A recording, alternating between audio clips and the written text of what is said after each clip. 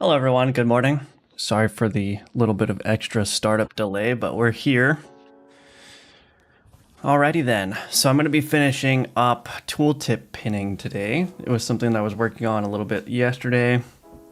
What else? What else has been going on? I think so the tutorial is basically done.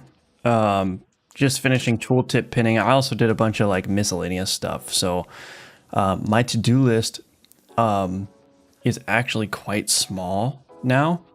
And a lot of this stuff is going to be relatively easy to do, I think. Just kind of tedious. But anyway, yeah, so we're going to be finishing the tooltip stuff. And I think that's it. So anyway, Alchemortis is available for wish listing. So if you're interested, check it out. The link for to the Steam page is below. You could also support the game on Patreon. If you subscribe at the sponsor tier for at least 1 month, I'm going to send you an Alchemortis Steam key when the game launches, and your name will be placed in the Alchemortis credits. So this is basically like it's a pre-purchase of the game, but also for being an early supporter as a thank you, I'll put your name in the credits.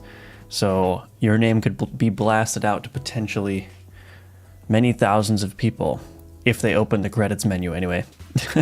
So yeah, that's something you could do. So if you know you're interested in the game and you know you're gonna buy it, that could be a good option for you because you get the bonus of having your name in the credits. Of course, the game will be releasing within the next few months, well, before the end of the year. So however you want to define a few months.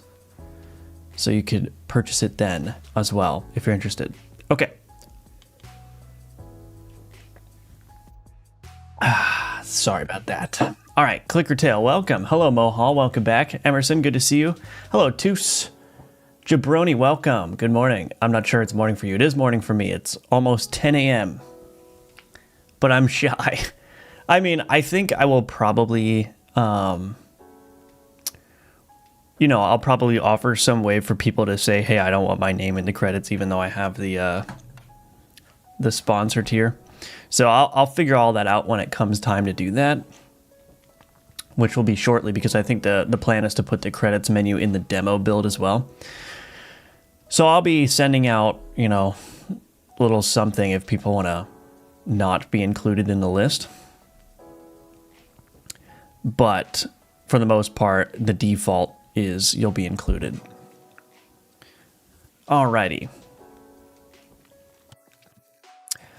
Pinning, tooltip pinning. So I'm working on ability pool tooltip support. So let me just re-review what the tooltip pinning is about. So basically, what I can do now with basically any tooltip in the game, except for the map tooltip, is I can hover over a tooltip. Let me do this.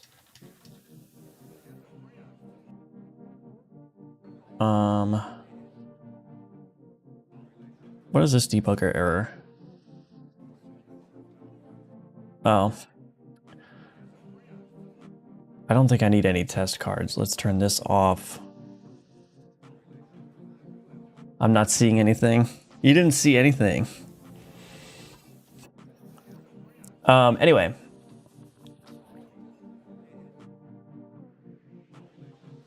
Turn all those things off as well. Okay.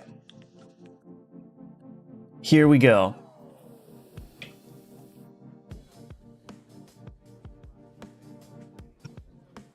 So the tooltip pinning is I can go here and I can, right now the keybind is Alt, but I'll probably change that. I think Monkey Software said Control in the Discord. That would be good. But anyway, so I can pin a tooltip, and what that does is that gives me explanations for all the keywords in the tooltip. Now for items, that's a little bit redundant because I can always right-click the item and read. But, this is just a nice little quick way of doing that. But the thing is, this is going to work on basically any tooltip in the game. So if I go to, let's see, enchant, I think it works for enchant. It does not. Okay. Well, it does work for enchant. This one in particular doesn't work. Abilities projected to this item are also projected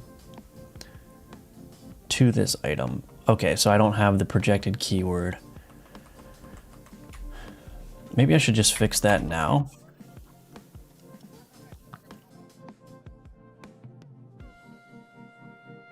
Modify query options. Well, I mean, I can do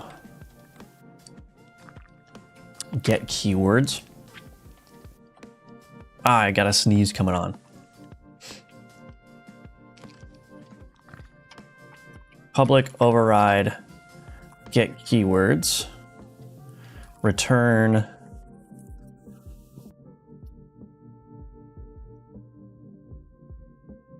I guess we'll call base.get keywords, and then we'll also put keywords dot projected project there.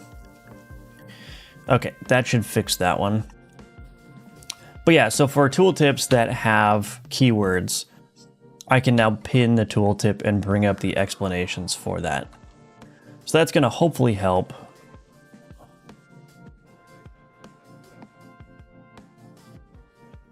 Sorry, I'm just making sure the dimmer is working. That's going to hopefully help in cases where you can't really see what something is, like what a keyword means. So yeah, I'm hoping that that is a little bit nicer. Oh, I can't bring up... Oh, the tooltip isn't working anymore. Interesting.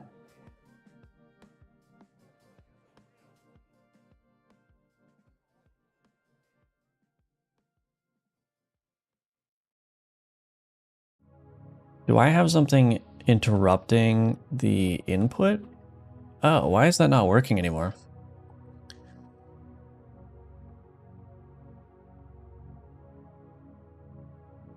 I'm pressing the keybind.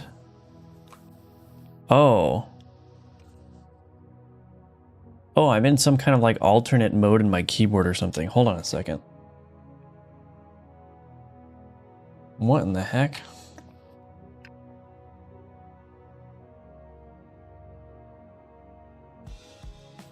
What is going on? My keyboard, so every time I press the Alt key on my keyboard, the one key starts blinking. Oh, and Tab isn't working either. What in the world? Okay, so now my keyboard is bricked. I gotta figure out what's going on here. Oh, I switched it to Bluetooth mode on accident. Oh, there we go. I have no idea. I must have bumped it. I like bumped the switch to turn it on Bluetooth mode. Okay.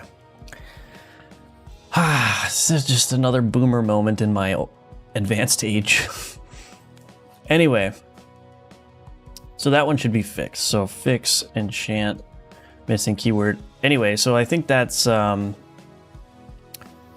The next thing that I want to do is the ability pool. So for alchemy, the ability pool puts a bunch of abilities inside of it. And so I need to be able to pin this and then see all the keywords, which I think should be relatively easy. The hardest part about like this tooltip thing is I have to migrate everything over to a tooltip component, which I extend. This contains basic logic about hiding and showing and pinning the tooltip. And then I have the tooltip pin component, which is the thing that's responsible for showing the additional information.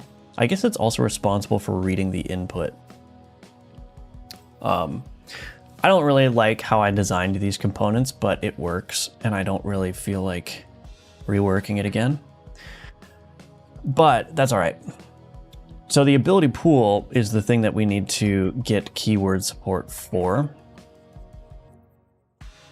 And fortunately, this is pretty nice because, so this is a tooltip component. I should have a reference to the tooltip pin component, although this is just private. Oh, I can call register tooltip keywords here. So we could do that. So when the alchemy data changes, we're setting the, so we'll just do this in the set ability pool.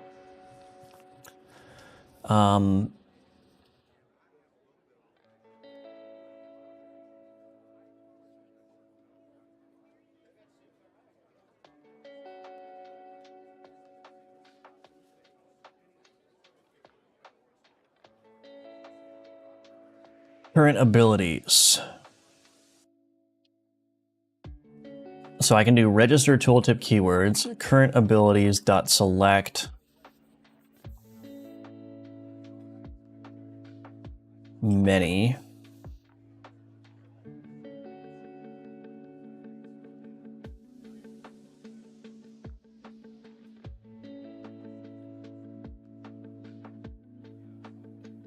X.get keywords. I think that's it. So that will read all the abilities in the ability pool list. It will pull out all their keywords, and then I should be able to see that in the alchemy pool tooltip. Good morning, the malicious rabbit. Good to see you. How are you doing? All right, so there's poison. Let's put damage. Bleed, damage, poison, perfect. So that is correct. Oh, you know what I just realized? Wait, it's not. Oh, you know what? I think it's probably clearing the tooltip keywords every time. So I actually need to do this. I actually need to do this on. When do I want to do this?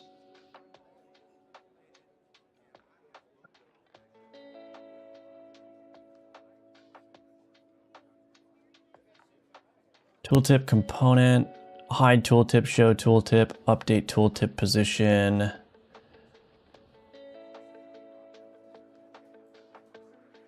On pin changed. All right, well, maybe I'll try that. So we'll just override on pin changed. Oh, we already have that. If is pinned, we're gonna register the keywords. I have no idea if that's going to work. That might be an order of operations issue, because I wonder if the pinned tooltip is going to be reading that set before it actually is created. Yeah, that's not going to work. What in the world? I guess there's a flaw in the design of this, which is that I had assumed that the tooltips would just be created at the time the tooltip is created, but in this case, these abilities are not actually changing. So I need to reconstruct that or re-register those keywords every time this is going to be shown. Well, that's unfortunate.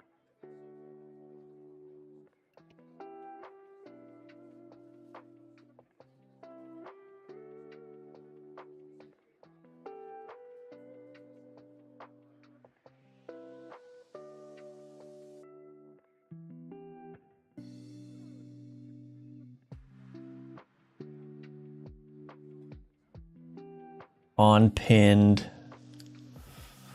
All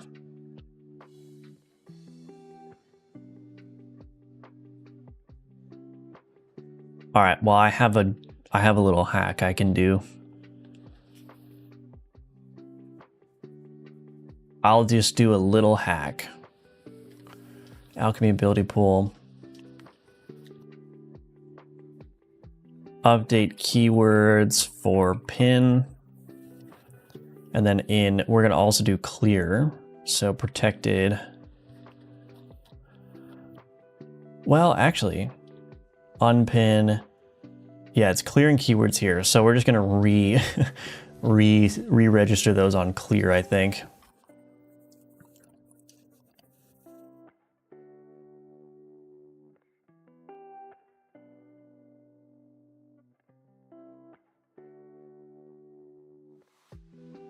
Oh wait, I already have clear in here, don't I? Here. So we'll just re-register. Oh, this needs to be actually update keywords for pin.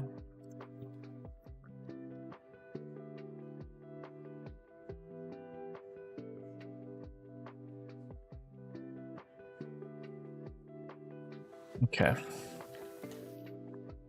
Let's see if that works. Hello, Hive B.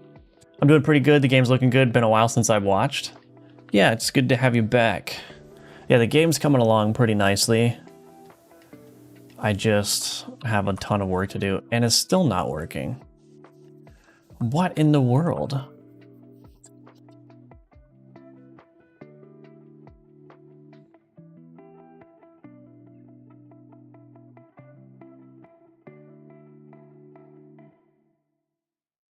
Oh, I guess it's not being cleared either. It's just being hidden. Okay, so...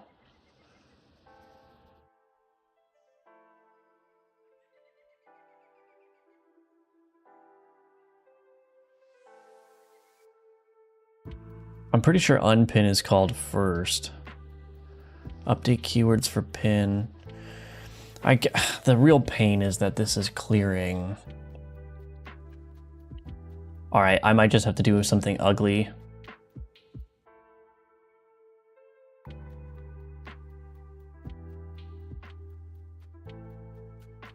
If I disable the automatic clear, yeah, I think that's going to be a little bit cleaner than I thought it would be. So here's what I'll do. Let's do an export. Private bool disable keyword clear on clear. All right. Or on unpin, I guess. On unpin. Down here, if not disable keyword clear on unpin, we'll do that. And then for the alchemy ability pool, I'll get rid of that and we'll keep the update keywords for pin there. So anytime the ability pool changes, that's the only time the keyword's going to be updated. The pin component is no longer going to be clearing those keywords for me, which is good because, well, that's just going to fix my issue, I guess. So if I go to my alchemy ability pool, this tooltip pin component, check that box. That is the magical box that will get everything to work. I hope, anyway. So there's poison.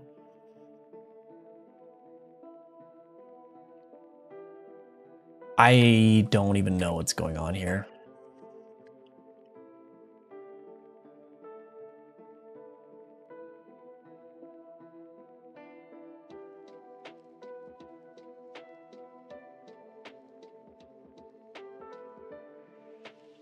Am I not updating the tooltip properly?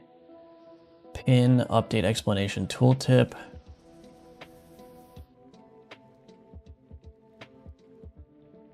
If owner tooltip equals null, owner layer equals pinned layer. Man.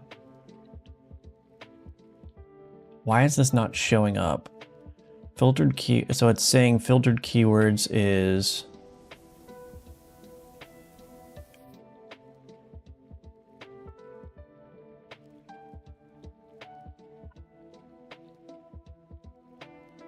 Oh, it's doing it here too. Oh, man. Wait a minute. Is this redundant?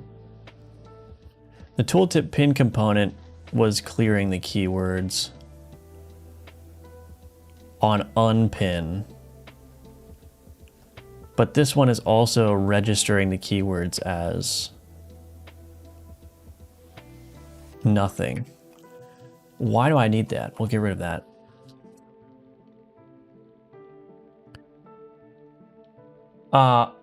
I noticed I did 54k armor. Yeah, that's crazy. Just joined. What is it supposed to do?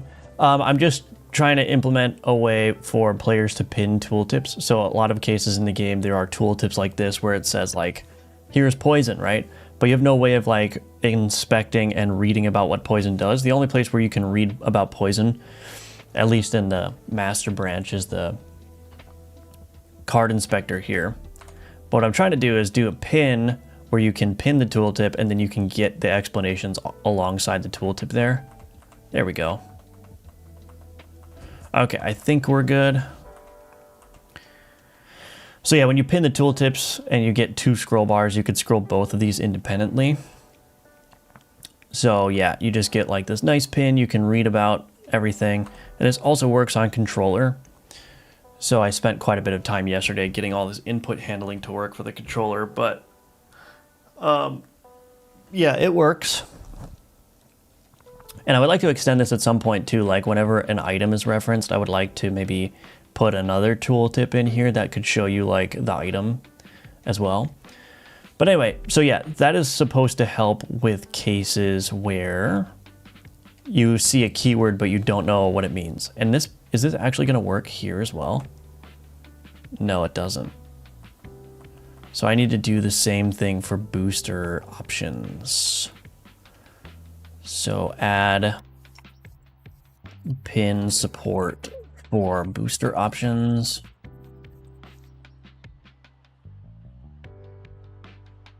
Okay, one other major problem that I have is I can currently expand the inventory when it's pinned. And that is not ideal.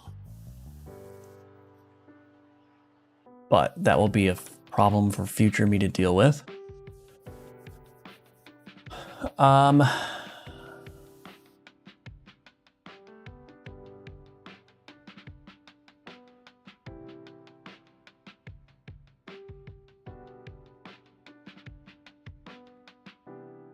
I think input gets processed before GUI input, if I'm not mistaken.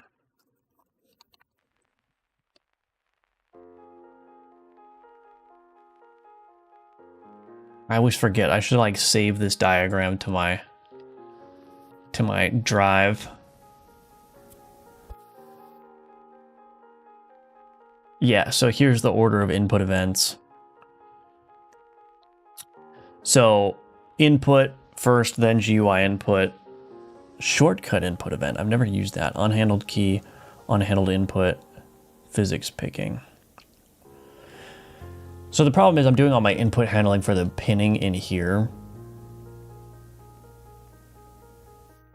And so one thing I could do to block input is I could say, well, every input that comes across that's not recognized as an input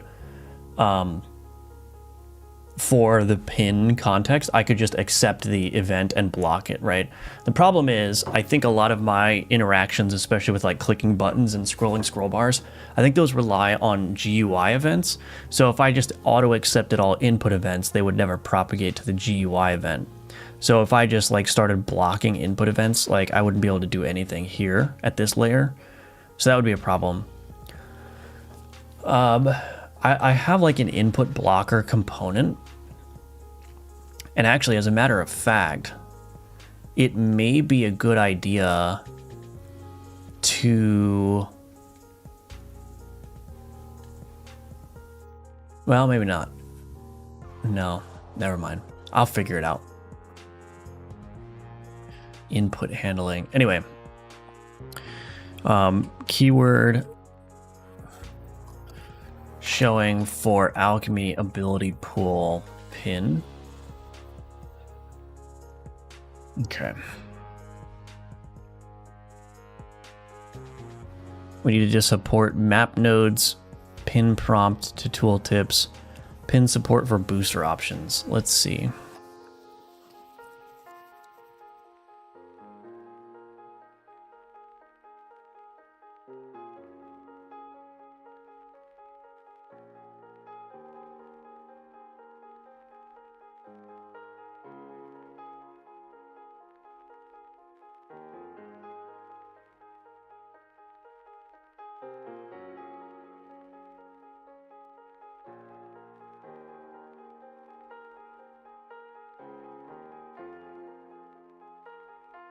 Is this just happening inside of the booster? Oh yeah, here. Highlight keywords, get localized description. Okay. I have to do this in a little bit of a roundabout way. So we store the description. We'll put the description there. Then I also want to do keywords is equal to description utils dot get referenced keywords.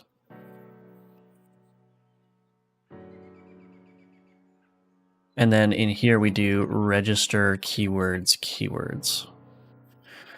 So it's a little bit finicky because I get the description first and then I basically do a scan of the description to see what the keywords are. There is a more like data-oriented way of doing that where in each entry I get the keyword associated with it. Actually, that might be possible. Let's take a look. Entry. Oh yeah, I do have the revealed keyword. Oh, that should be fine then. I don't need to do that.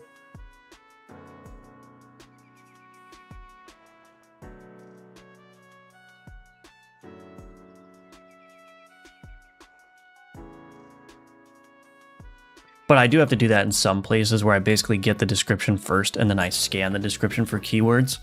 That works as well, like in a pinch where I don't have an easy way of getting the underlying keyword data. But that's probably more appropriate, so let's try that. To be honest, I love doing poison builds. Glad you like it, yeah. Hello, VKX Raptor. I've been a new subscriber for some time and I'd like to know what the purpose of your game is. Purpose, how? Like, what is my professional goal with the game? Or like, what are you as a player supposed to do with the game? Why do we not have VS Code pets enabled? Oh, I don't even know what that is. VS Code pets? Is that like Tamagotchi for VS Code?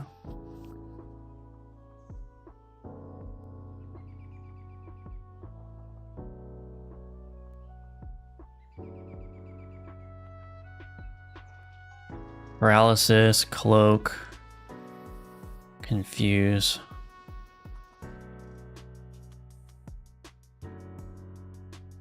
Fire and poison.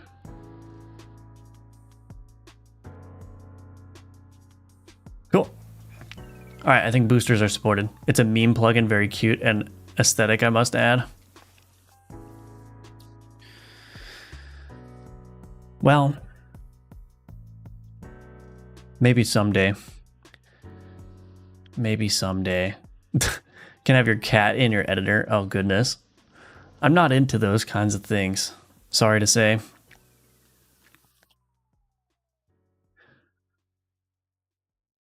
Sorry to say.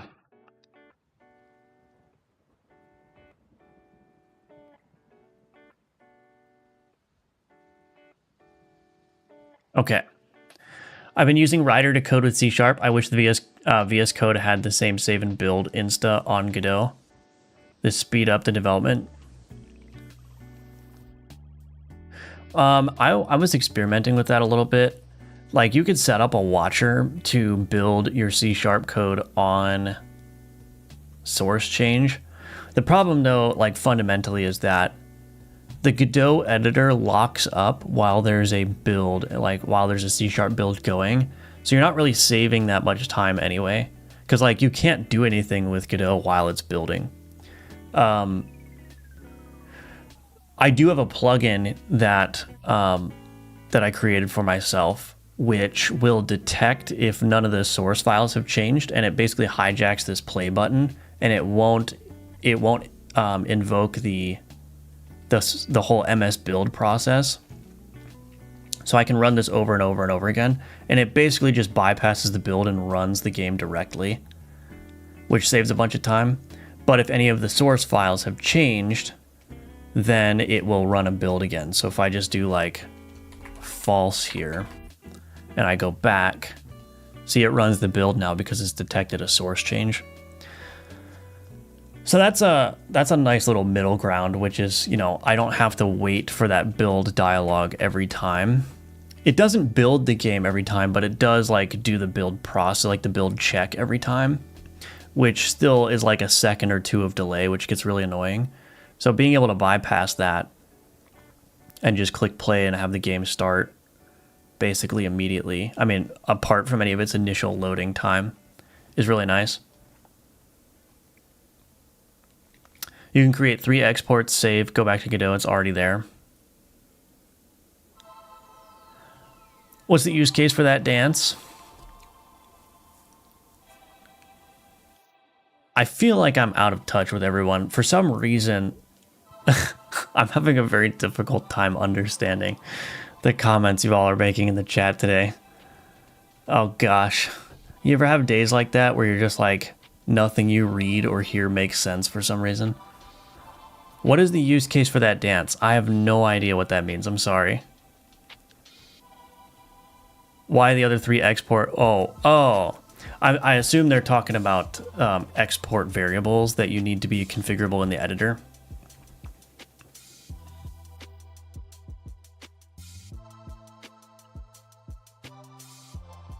All right, so pin support for booster options done. This dance. Hello, Budget Jim. Welcome.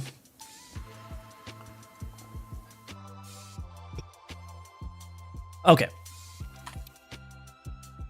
So I'm going to do something a little bit more fun now. I want to have a tooltip prompt component. Tooltip pin component. This one I think just gets set as visible false. So in each of the tooltips that extend, let me think about this. Yeah, I want to do some kind of pin.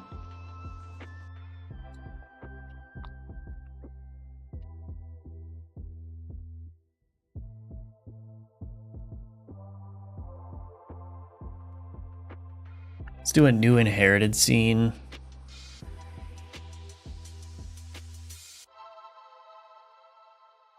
I don't know where button prompt is. Actually, let's not do an inherited scene. Let's do a new scene. We will make a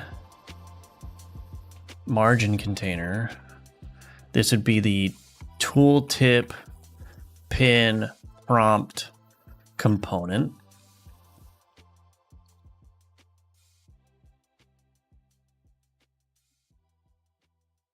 Okay, and then we're going to put the button prompt in here. And I need to create, yeah, I need to rename the hide tooltip. Actually, not rename, use a different keybind. Pinning tooltips.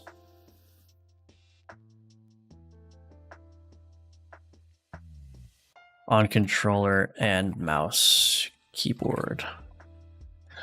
I just hooked into the hide tooltips key, which is the exact opposite of what you want to do, but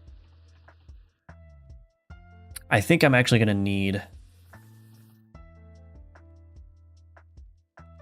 require a controller modifier text.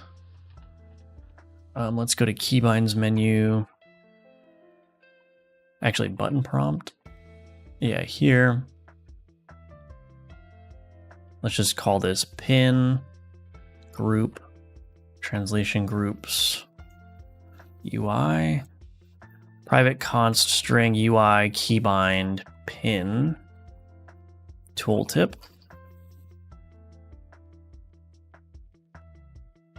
Okay, so I put this in here, UI keybind pin tooltip. Project settings, input map.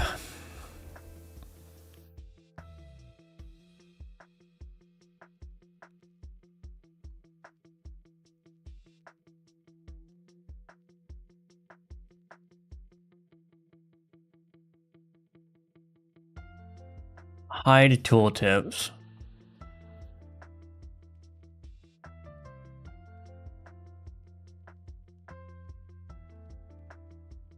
What should the pin key be by default? It could be control. I mean, I might do that. Well, let me think about this. So right now the quick cell, actually, quick cell, I'm going to add a middle mouse button to this, but I still need to have a key for middle mouse, or sorry, for quick cell, because trackpads don't have a middle mouse button. So yeah. If people are going to play this game on trackpad, they still need to be able to quick cell. But middle mouse button to quick cell, I wanted to do that. That's unrelated, but I wanted to do that. What could be the pin key?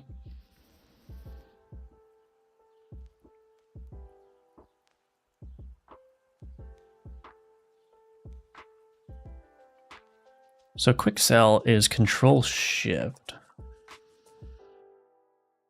So I obviously can't make the pin any part of the Control Shift thing.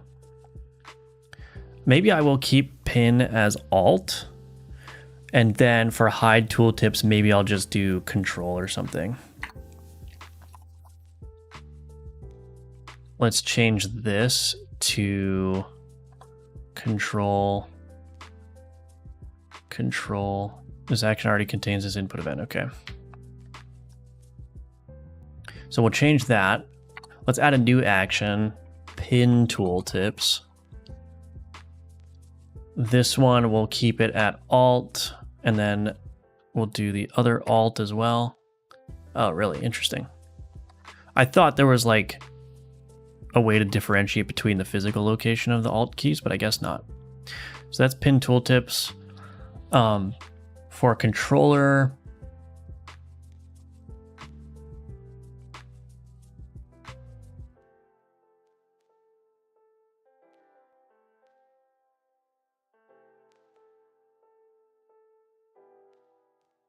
I think the controller is just the modifier key plus, let me think. Let me plug in my controller, I forgot. I think it's modifier plus A to pin.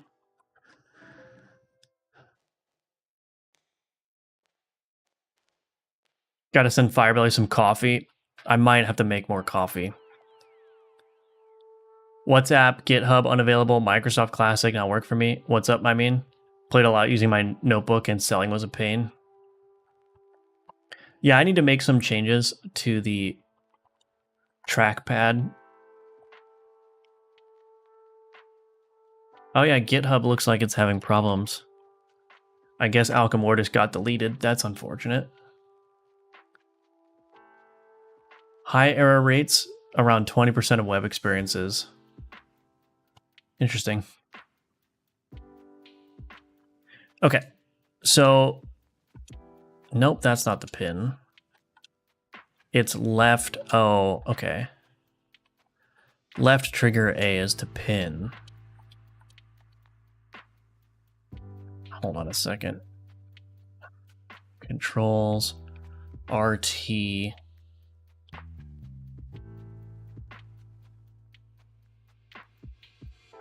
So LT hold hide tooltips. RT plus A is quick move.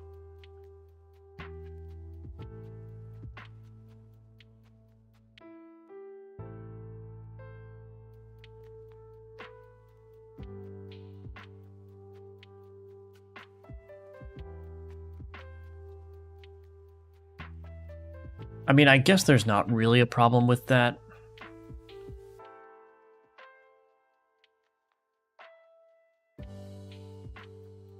What I will do is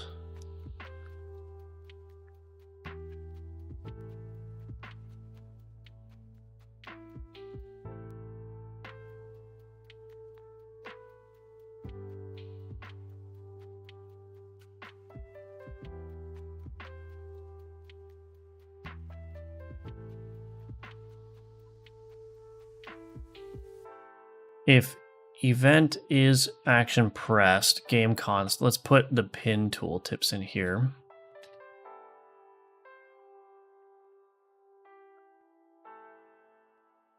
Action pin tooltips.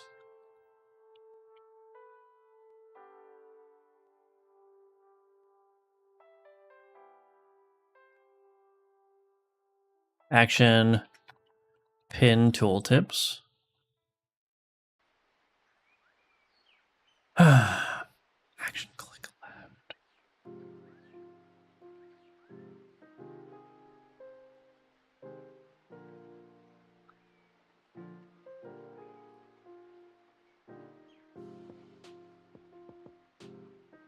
Problem is I need to fit this all into one button prompt. Action pin tooltips is modifier action pressed.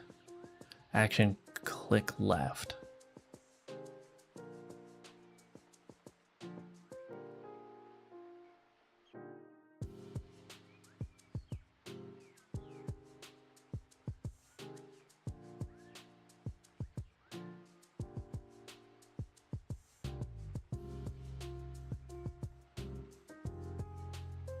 I might need to update this prompt. Private string name, controller action name. Update display. This should be called when input device changes. Okay. Input device manager.is controller active. Controller action name.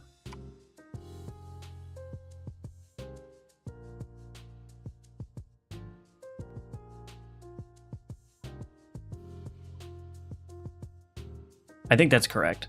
So if the controller is active, we're going to try to put the controller action name in there. If there is no controller action name, it will resolve to null and it will fall back to the action name. And then this will just fall back to the action name always if we're not on controller. So hopefully that works. So I should be able to, because the problem is I don't want to add like a controller specific pin tooltips here, because the way that the controller modifier keys work is that it's not the same as like being able to require like control or shift or alt or whatever to be held. So I have to build that logic separately. So it's like a double check. I make sure that the modifier is pressed, but then I also check like that the A button is pressed or whatever. Oh.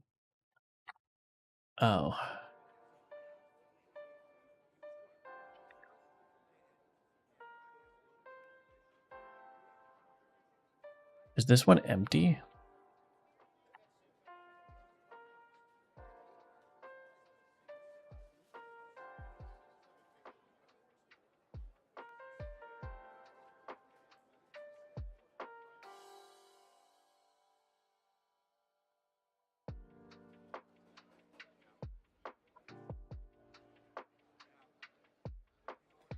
Okay. Controller action name is click left. And then action name is pin tooltips. Oh, wait, I'm in the wrong spot. Oh, that's annoying.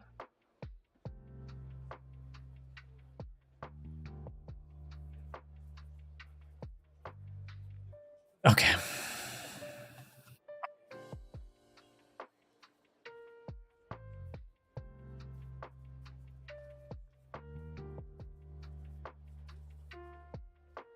I have a feeling this is going to break.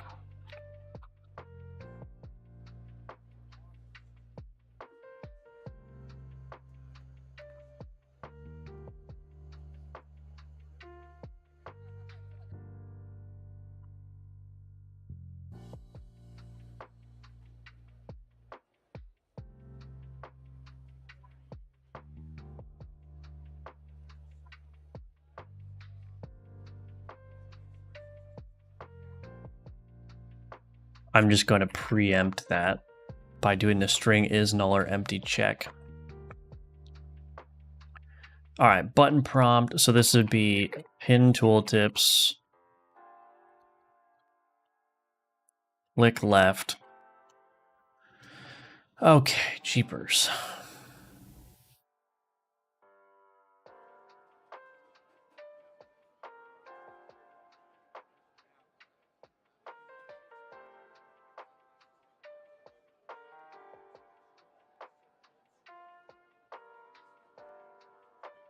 You got backups, right? I do.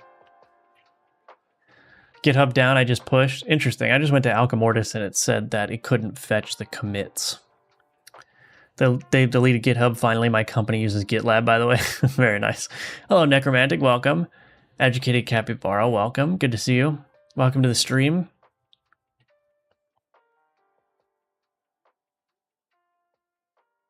Okay. So if I force device to controller,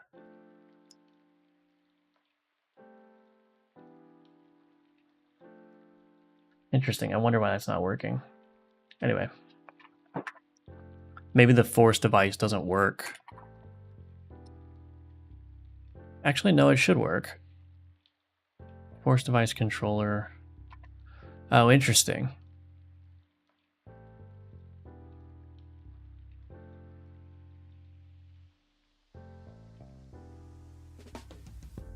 I wonder if it's not falling back to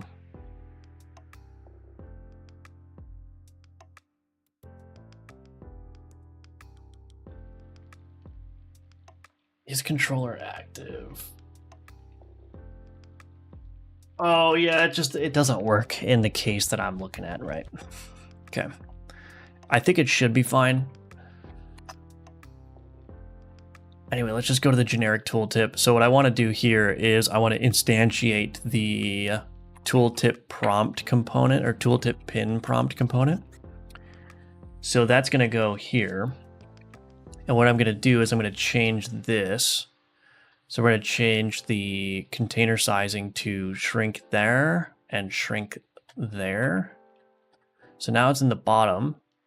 And then what I'm going to do is I'm essentially just going to pull this over. So 5 pixels at minimum. So I'm going to turn on offset transform, position -5 and -5 and 5, I think. So it's perfectly aligned there, and now we just got to offset it by some amount past that. Let me also make sure, why is the mouse filter, wait, let's see, mouse, oh, okay, ignore. Let's just do ignore here as well. We don't want that to interrupt anything. All right, so for the generic tooltip, we've got, this is 11 pixels. So let's put this plus 11 plus 2.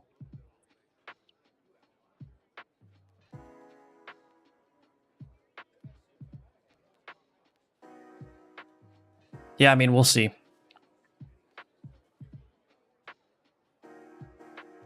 We will see if that works. Go to the enchant.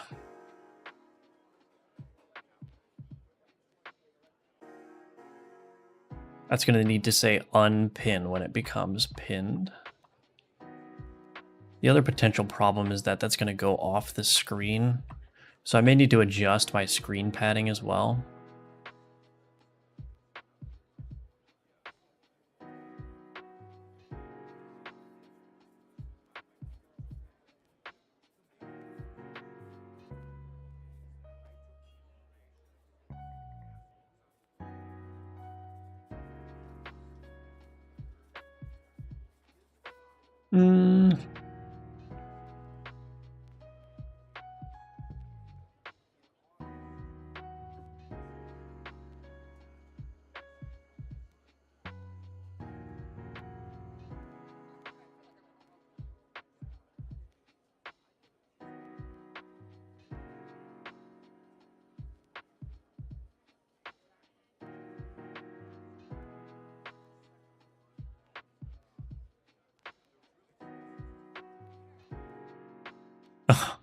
What?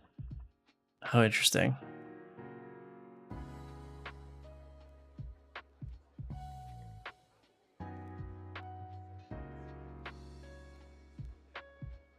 I think I still have some stale tooltip data as well.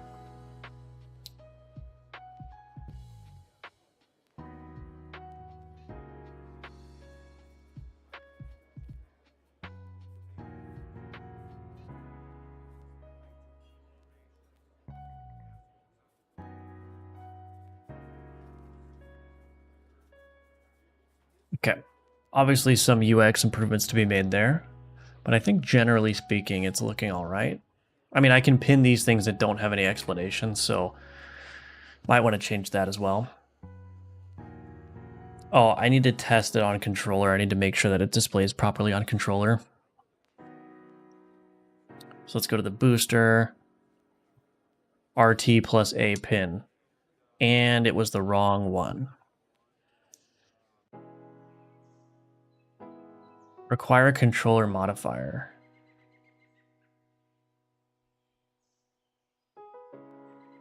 Really? How am I doing this?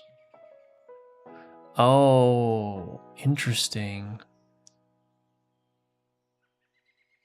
Okay. I don't have support for the alternate modifier.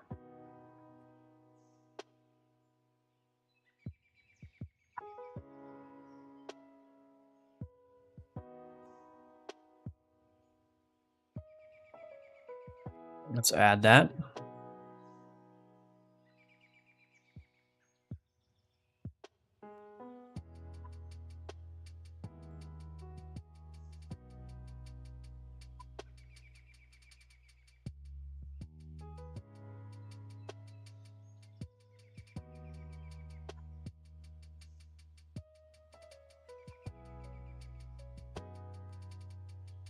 Actually, I could make this even simpler.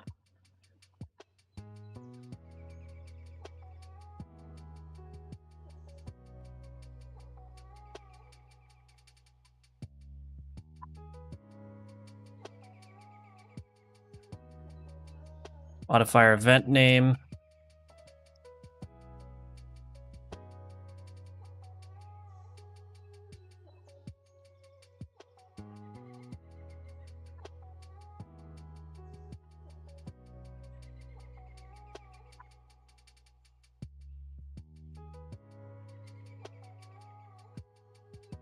What is going on here?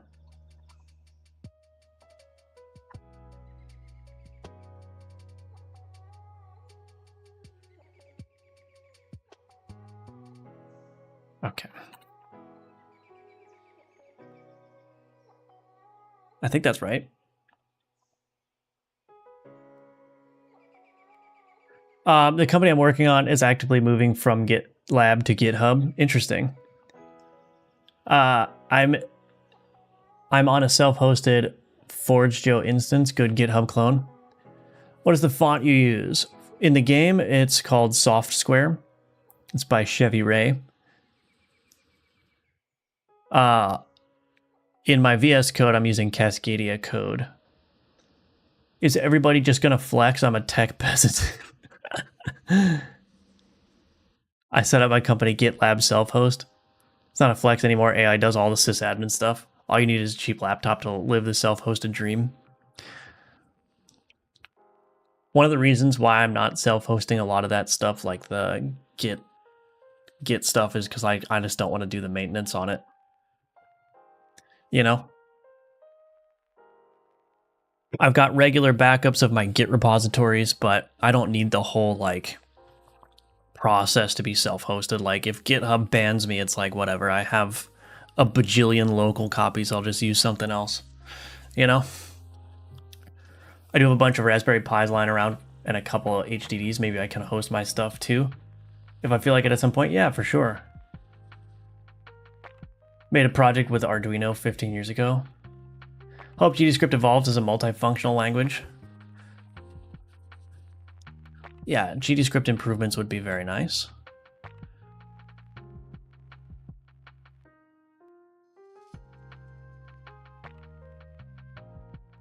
This thing is just, oh man, this is going to be a really... The key rebinding is going to be absolutely nightmarish. It's going to be absolutely nightmarish, but the prompt is working.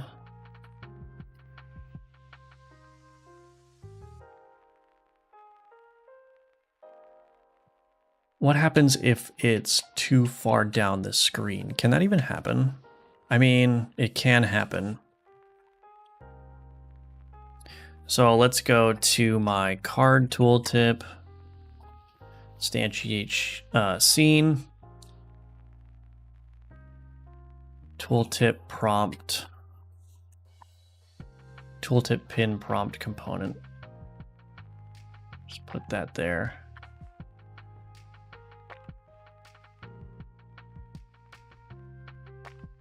There we go.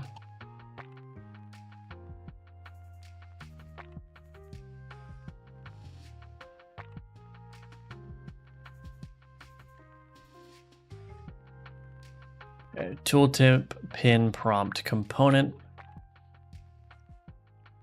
Generic tooltip alchemy ability pool. I didn't add support for map tooltips yet. No, I didn't. Tooltip pin prompt component, put that there. All right, let's just make sure everything works.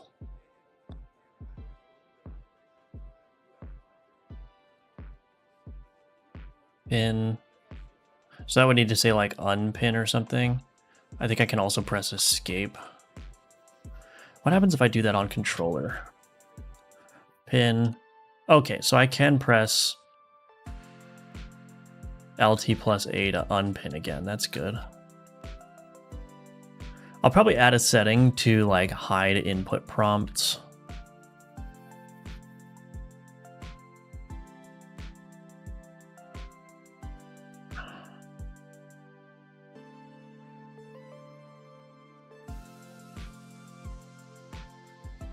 But it works with the double scroll, so I can go over and scroll whichever one I want on the controller, which is nice. I gotta get rid of that inspect, so yeah, there's a bunch of problems here, but that's okay. Also, why can I inspect that? Oh, there's a... Interesting. Oh, goodness.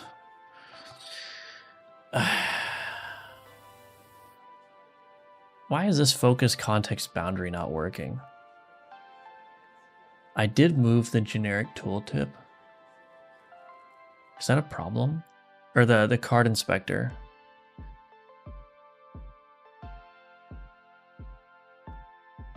Is that really a problem?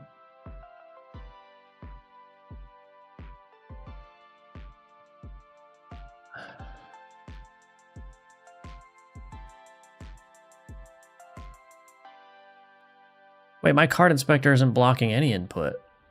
What in the heck? Okay, something broke.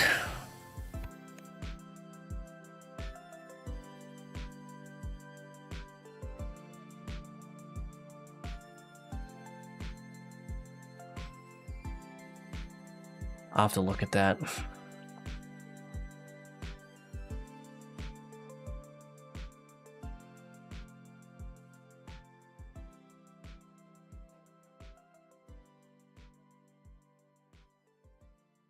Is it worth looking at that now?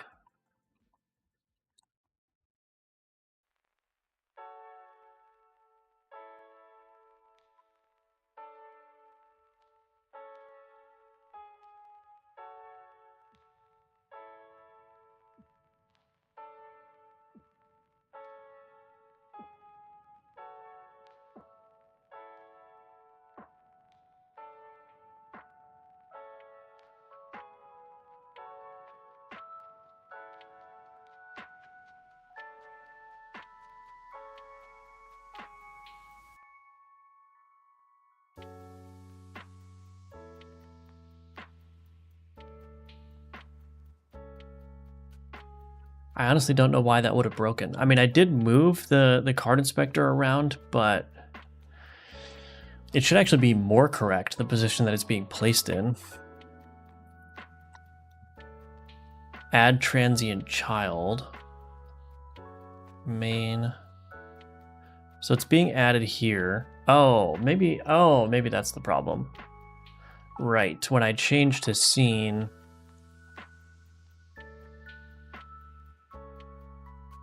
add child news scene. We gotta move it to index 0. I think that's the problem. I added this new transient children node to organize transient children. So I can, basically for ordering purposes. Okay, but I can still hover. What is going on here? Why is that not working? Card inspector. One thing that's a little bit suspicious is I don't have a focus manager. Do I want to do .suspend focus here? I don't think so. Oh, you know what I need to do actually? This probably needs to be done in the card mouse events manager. Show inspector. If main is not equal to no. Null. Focus manager .suspend focus. I think that's what I need to do. Let's see if that fixes it. So basically this was happening in the wrong order. So that my main scene is basically like my scene switcher. The transient children is supposed to be after whatever the run manager scene is. So the run manager gets added.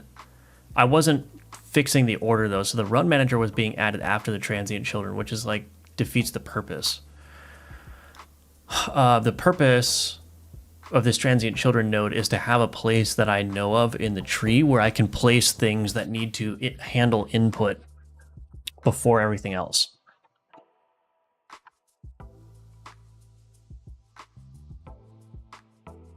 Okay, now we're not cooking. What in the fudge? What? Why can I still do this? That doesn't make any sense. There's a focus context boundary component right here.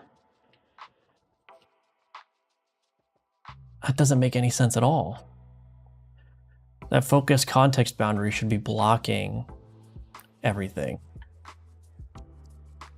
Let's open this up. Let's see. So we've got our main, we've got our, oh, it's not even being added to the Where's the card inspector? Really? Card inspector, where are you? That's being added as a direct child of main. Oh, do I have a bug here? Add transient child. Oh.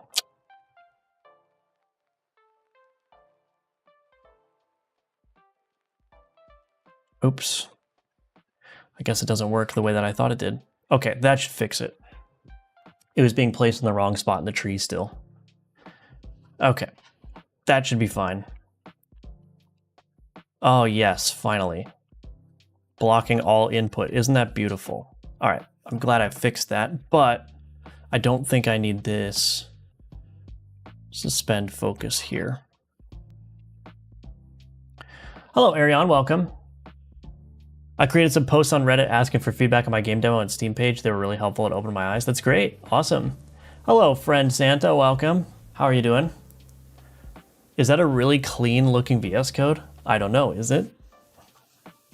Cleanliness is in the eye of the beholder. I gotta do... Why is that happening?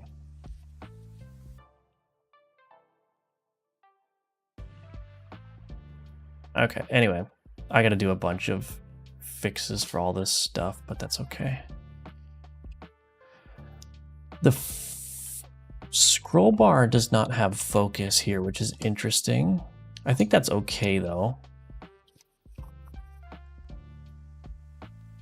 Okay, that's blocking all input, that's great. Actually, I should inspect on how is that blocking input. This is gonna help me with the other tooltip pin stuff.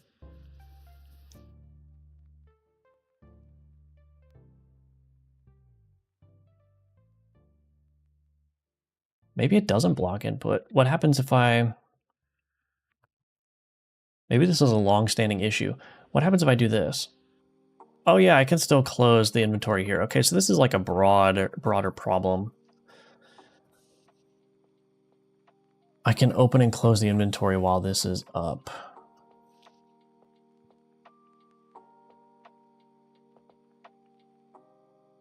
Okay, well, it's good to know that that's a broader problem. It's not specific to the tooltips. Okay, that's done. So let's say, yeah, add tooltip prompt.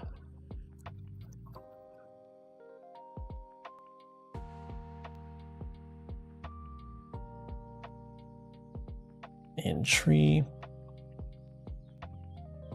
Okay. What else do we have to do? Map node tooltip support. This one, I'm gonna move this one out. This can become a new task.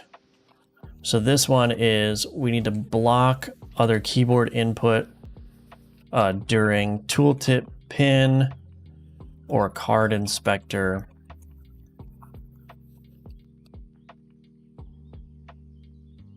Maybe make the screen dimmer absorb other inputs when present. Okay, we will do that in a second. Pin prompt to tooltips. Different keybind for pinning tooltips on controller and mouse keyboard. Oh, I should make sure that the hide tooltips still works. So my hide tooltip is control now. Oh, I didn't ever make that change. Input map. Oh, I did make that change.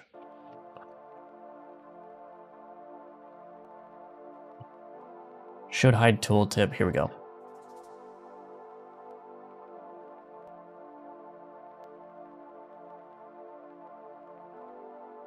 I think that's going to be a problem on controller though, or maybe not though.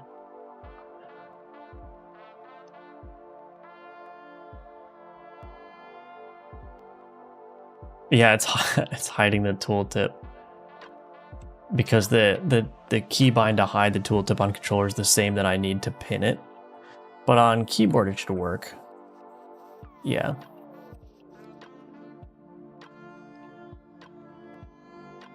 I don't know, that's a little bit weird, but we'll figure it out later. Let me add that as a thing to do.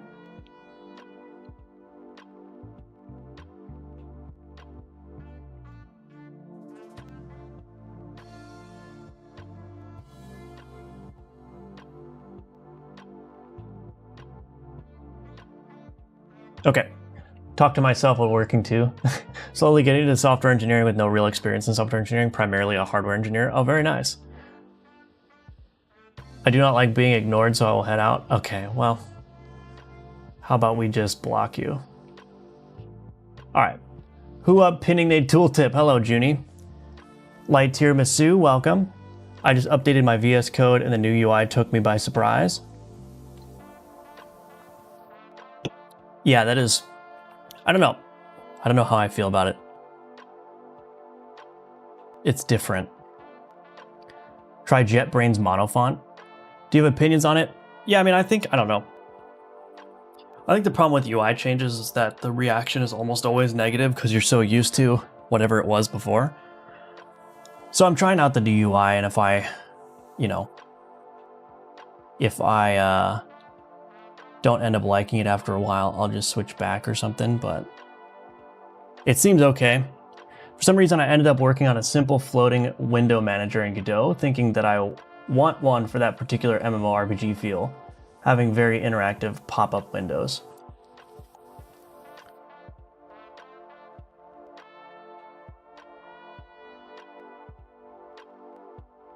Oh, I see. Yeah, so you can have like a modular way of having, yeah, I know what you're talking about, like World of Warcraft style, you got like your quest window that pops up and you got your inventory and you can drag them around the screen. Yeah, I mean, that sounds like a good idea, making something like a modular window manager. Trying to copy your Windows animation here, almost there. All right, I'm gonna take a quick 3-minute break, and when I come back, we've got a couple more things to do. Restore, wait.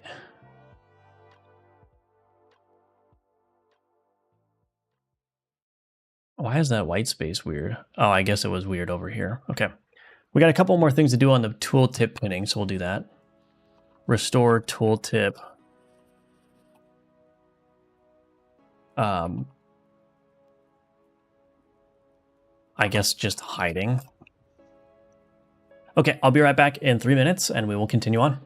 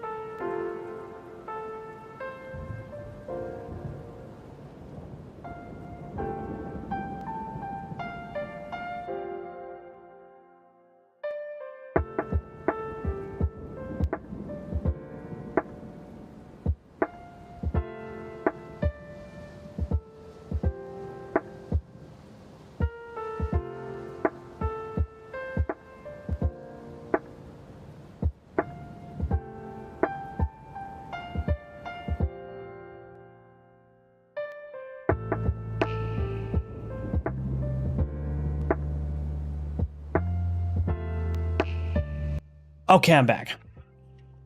How'd the playtest go on your end? I think the playtest was great. I got a lot of good feedback. I think people like this version of the game the best, which is good. Got a lot of, bugs and stuff that I needed to fix, and controller feedback, of course, which, I'm still working on the controller support, but it's vastly improved from when the playtest initially launched, so that's good. So yeah, I think I'm feeling good about it. There are still some final, major points to address. Difficulty is one, making the bosses stand out more is another one. Of course, there needs to be more content as well.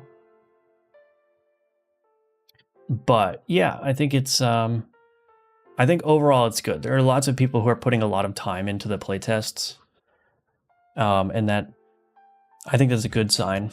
I was looking at the Steam stats too, and unfortunately, Steam does not give you a per playtest breakdown of your stats. So I've run 6 playtests, so all of the stats about playtime and whatnot are across all of those playtests. So I have no way of knowing if one playtest was particularly good in terms of time played or whatever, but I was looking at the stats and the median time played for the playtest went up.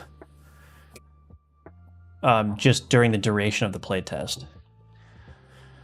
So that's a good sign. I mean, that's the thing. You want your demo, your playtest to have, I think Chris Zukowski says, if you have an hour of median time played on your demo or your playtest, that's really good. That's really, really good. And like I said, we don't have a way of discriminating between the first playtest and the second playtest. All the playtests are just lumped together. So when the demo releases, we'll have a really good idea of what the actual median playtime is, reflective of the current state of the game. But I think it's going to be over an hour median time played on the demo.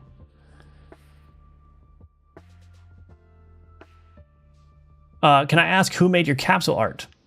Hello, Boogie W. So the thing about the capsule artist is that the artist that made the capsule art does not just do capsule art. As a matter of fact, that's a side thing that they do. The artist that made the capsule art is actually a professional video game artist. And so, I've asked my publisher if I can share the artist's name for people to contact, and I didn't get a response back. So the reason I'm not sharing it is because I don't know if this artist is open to just being cold contacted or not. They are somebody that works with my publisher frequently, and so that's basically why they were able to hire them. So I just don't know if I'm at liberty to share that information. I don't know if the artist would appreciate, people just cold contacting and asking for capsule art. So I would share it with you if I could, but I just don't know if that would be appropriate for me to do, and I haven't gotten a response from my publisher, but I can ask them again. What's the median playtime now? Median playtime is, I think it was 49 minutes for the playtest. Again, that's over all of the 6 playtests. So if any of you played the first playtest, you know how rough it was. There wasn't really a lot there. So, I have no way of knowing what is the median playtime for playtest 6, but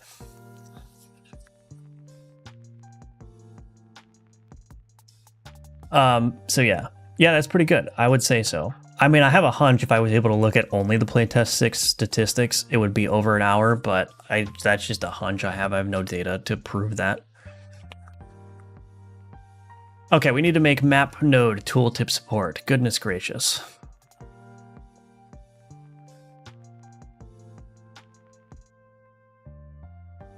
And then I got to do key rebinding at some point. This needs to extend tooltip component.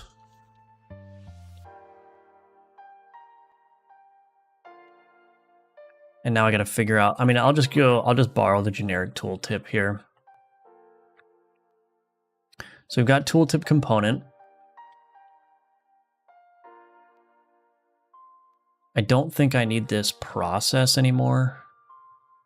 Update tooltip position. Yeah, I don't think I need any of that. I don't think I need the process method anymore.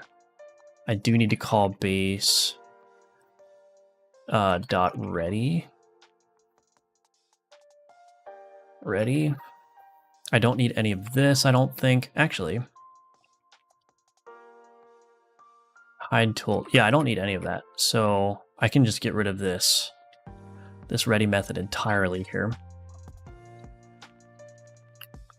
Set map node show checkpoint level label. Hide tooltip. Do I need to not do any of this? I don't think I need any of that. I don't need this either. Okay, that might just be it.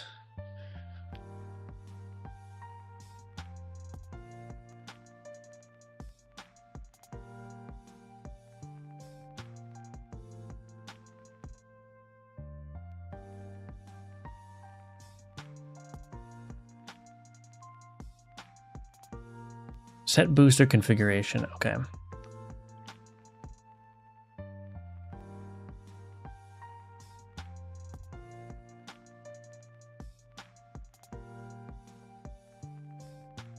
Set combat configuration.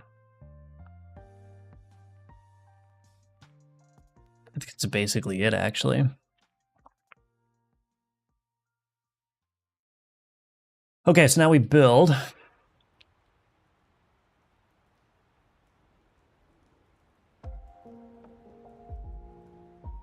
And I gotta configure all of these things now.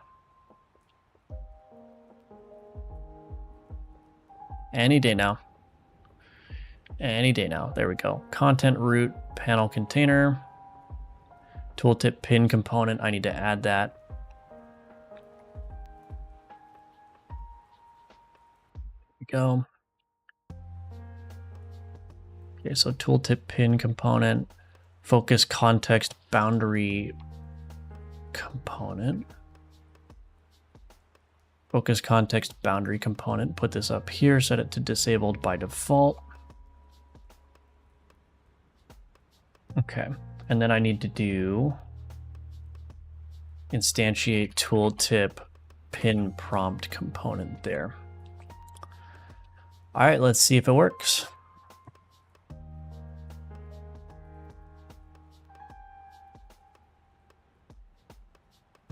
I keep getting a bitrate warning. Is the stream quality going down? It says I've dropped 4,000 frames. Is YouTube having problems too?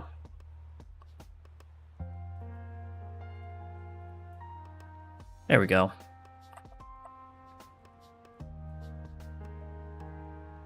So that seems to work.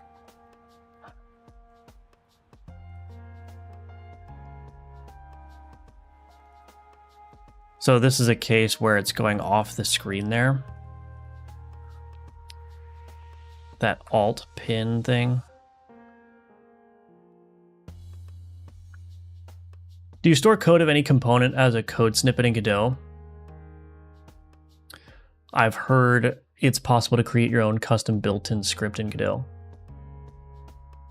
I don't know what built-in means in this context, but I don't use GDScript either. So yeah, I mean, I'm using scripts all the time. You might be talking about the global class annotation. Is that what it's called? Attribute?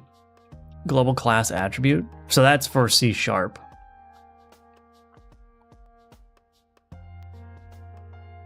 Oh, well, I can just do card definition resource. So if you put global class here, I think the alternative, like in GDScript, would be something like, I think you'd put class name at the top of the file like that. But that does add it to the relevant Godot dialog. So if you do like a global class on a node, so like my focus context boundary component, this is a global class, which means that I can go and add it from the add node dialog, right? So these are all global class annotated or attribute classes. So I can just add them there, right? And it creates the node for me and attaches the script basically for you. You can also do the same thing for resources. So I can create a new resource, card definition resource. That's a global class script. So that appears in the resource dialog. So Godot is smart enough to know, like, when you add something as a global class, based on which type it extends, it knows where to add it in the UI, so you can just quick add that. So yeah, that's very, very useful. I do that quite frequently in this project. So yeah, that's good.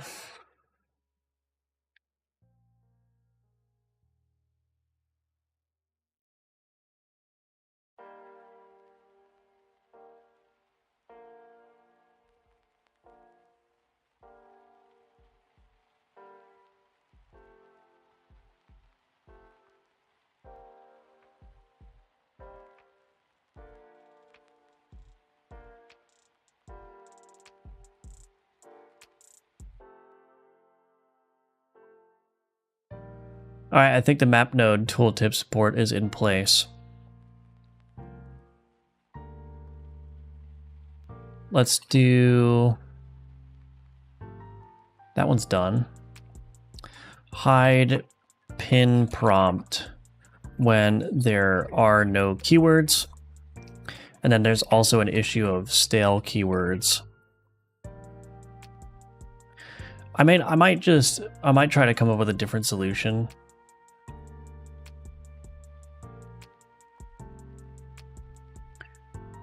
Let's see. Where's my file history timeline? I might put this back.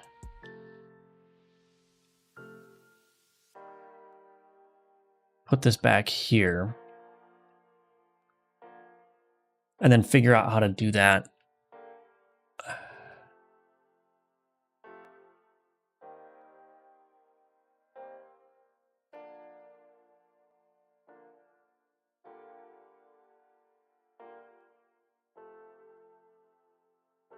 I might just do the same thing here. Export private bool, disable clear keywords on hide. If not, disable clear keywords on hide. There we go. So just for the alchemy ability pool, I will flip that flag. For example, when you create a character body 2D, you can choose Godot built-in script for movement. You can check if you want. Oh yeah, I guess I don't know exactly what you're talking about then. In that case specifically.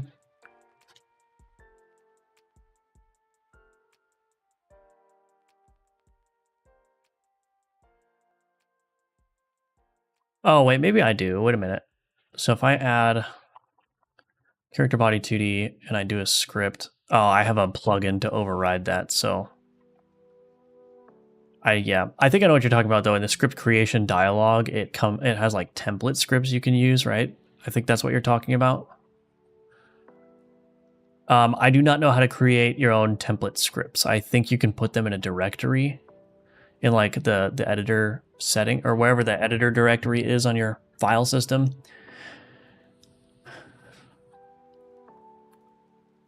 Create custom scripts that Godot uses as a base for your own scripts. Like when you create a node script, it has some code in it already. Gotcha. Yeah, I don't use that feature. I don't think there's a way to like make a custom script template. Oh, I think there's a way to make a custom script template.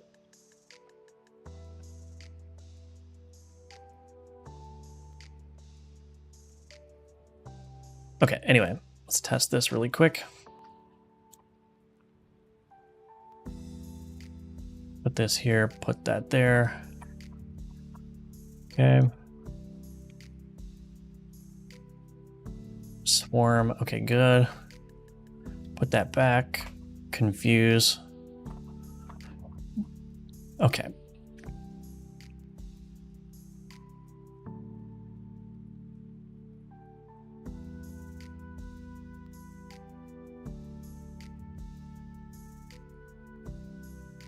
Change prompt to unpin when pinned. Okay.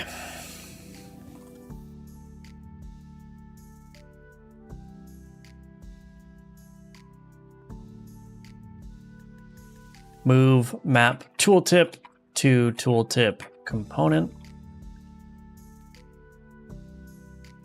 All right, tooltip component screen undim animation not finishing.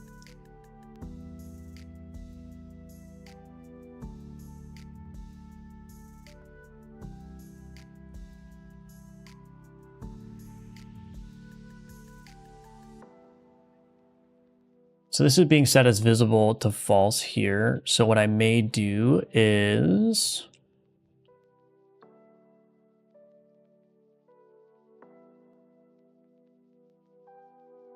how long does the undim go? 2.2 seconds.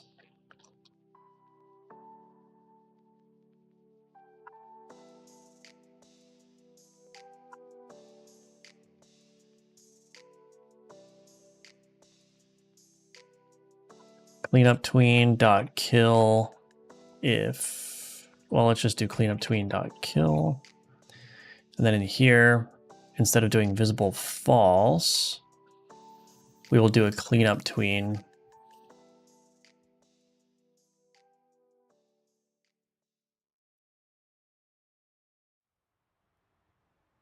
Kill cleanup tween dot, or is equal to cleanup tween dot create.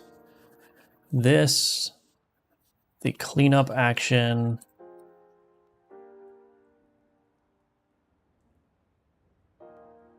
visible is equal to false, and then we move this here. Okay, and then I think what I can do is cleanup tween dot tween interval 0.2. Oh, I probably want to set the, no, that's fine. All right, let's see what that does. So that should hopefully make the undim animation actually finish. I hope.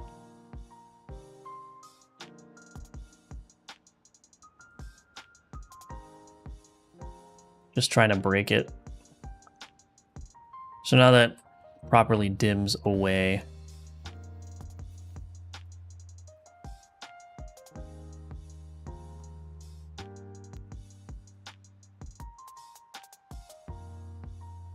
Okay, I think that's good.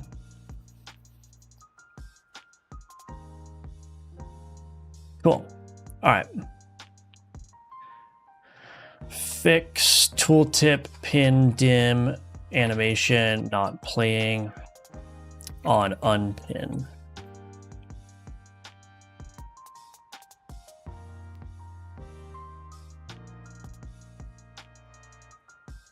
Cool.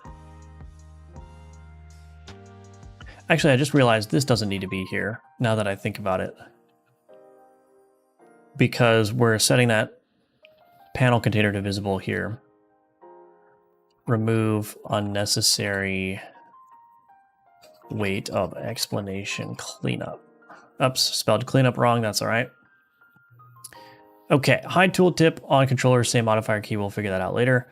Increase screen padding for tooltip. What do I want to do here? I mean, do I just want to do control extensions, tooltip padding to 16? And then in the tooltip pin component, padding, safe area. Let's also do 16 here. You have a tips video where you talk about this, but it's old, I think. Well, I know that you can define, well, maybe it's the same feature then. I know that you can define like base script templates, but can you use that to like be hyper specific about what node or like, could you define multiple different template scripts for a character body 2D that contains different template settings? I mean, open editor data folder. We've got script templates here. I guess maybe it's the same system.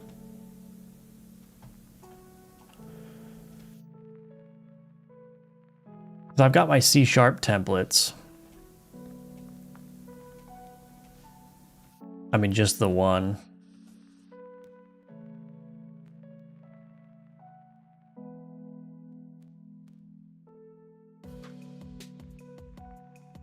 Yeah, I don't know. I guess you could do multiple different versions of the template. I guess I never really thought to use those as like having default like methods and stuff in there, but I guess you could use it that way. Yeah. I guess I've just more thought of that feature as like, oh, do you want to like change what it extends, or do you want to, like in the C# case, I was just using it to get my usings, like the imports basically set up correctly and also have the proper namespace. But I actually don't even think I'm using that. Yeah, this namespace is old. Like I wrote a plugin to just automatically create. So I have a particular way in which I want to organize my scripts and everything. So I have a plugin which, when I have a scene, I attach a script to the root node of the scene. It puts it in the same directory path except in the scripts directory. So I might have like scenes UI button, and when I click the add script button, it automatically creates scripts UI button. It puts the script in there, connects it, and also fills out the namespace. So it would be game.ui, that would be the namespace. So I don't even use those templates anymore because like the plugin is just, it sets everything up for me. So I just click the button and then it's good to go. Maybe changing the script is not the best solution. Maybe not. Maybe not. I think I fixed that. Change prompt to unpin when pinned.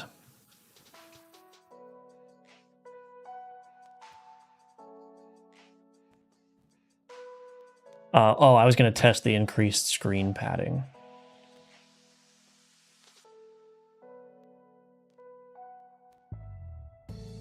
Right, so now I've got enough room there, you can see.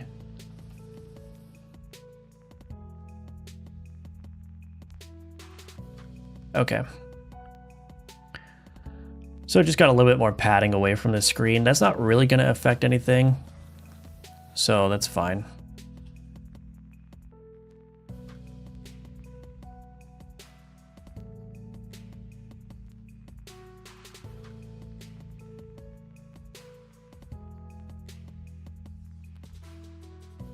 Yeah, so now the panels are being placed at least 16 pixels away from the edges of the screen.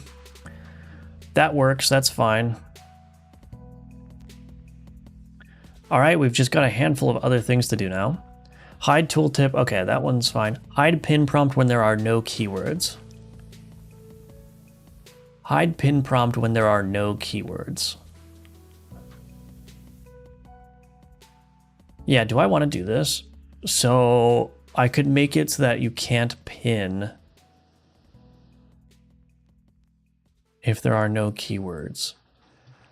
I wonder if that would be good. So wait a minute. How do I want to connect this up though? Because I need to...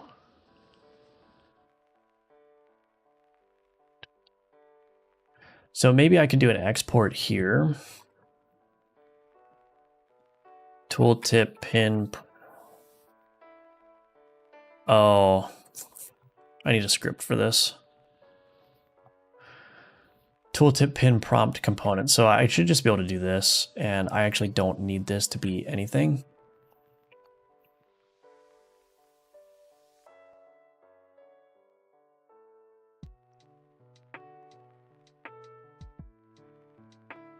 So what I can do actually is I can say,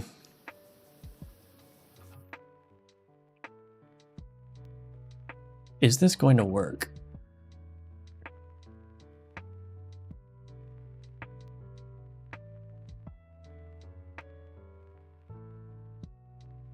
If keywords dot count is greater than 0, set keywords, tooltip prompt component dot visible is equal to keywords dot count Oh, this dot keywords.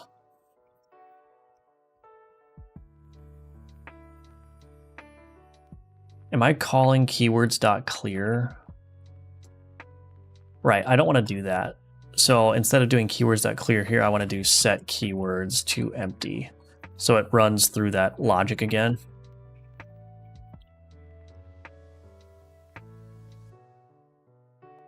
I wonder if that is enough. So for map node tooltip, let's build and we'll wire that up and we'll see what happens. I'm always creating the folders. Is this plug in your public Git repo? It is not. No. I could look at sharing that though. Good morning, Ninja Link. How you doing? Always good to see you. Welcome back.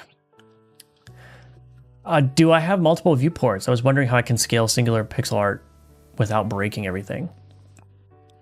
There are some situations where I'm using viewports, but I'm not using it for any scaling purposes. Usually, or I think exclusively, the only reason I use viewports in this game is to render some kind of texture that I need to use in a shader.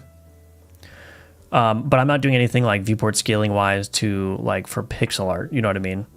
Like I think, so at one point I was experimenting with adding like a CRT shader to the game.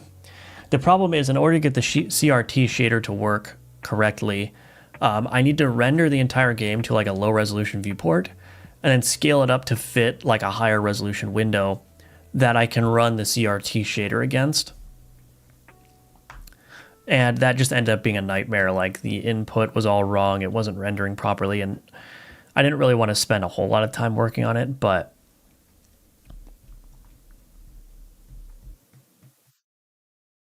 yeah, stuff like that. Or, you know, people can implement smooth cameras in pixel games. So instead of having the camera be in sort of like the low resolution viewport, or I actually don't remember exactly how this works. It might just be a pure shader thing. But there's a way that you can like capture the pixel art in a sub viewport at low resolution. And I think the trick is like you render it like 1 pixel larger than your screen resolution. So if I'm doing, well, 1 pixel larger in each direction. So if I'm doing 640 by 360, I would want to do 642 by 362. So you had 1 pixel of padding around the edges of the viewport. And then what you can do with your camera is you can actually do like sub-pixel movement with the camera. So instead of the camera being jittery, it's nice and smooth, but then the pixel art retains like its nice crunchy look. There's a good video on that on YouTube. I forgot who made it, but yeah, you could use viewports for that kind of thing as well. But I'm not doing anything like that. It's too complicated, and I think the game looks fine the way it is.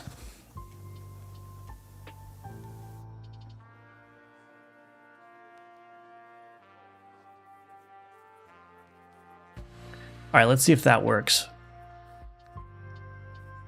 So we're going to disallow tooltip pinning if there is no... Well, that didn't work at all. Oh, because the keyword, right. It's a little bit different. It's a little bit different. This needs to be this.keywords.any x.explanation is not equal to null. Because there are going to be registered keywords that don't have explanations. Which means that there's nothing going to be showing up in the pin. Also, I've got some debugger errors there. Just another week, stayed up late playing Pal World again. What is this error? Oh, that's for other tooltips, okay. So now I should be able to control it where I can only pin things that actually have keywords I can inspect. Combat, I need to register for combat as well.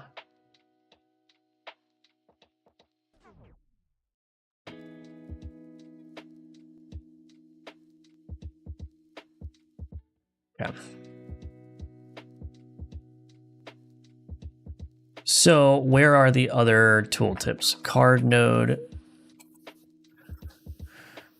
Ideally, these would all be a singular tooltip class that just works, but I've got so many different things going on. These tooltips have changed so much that I'm just gonna have to work with them. Alchemy ability pool, this one. And then what was the last one? Oh, generic tooltip.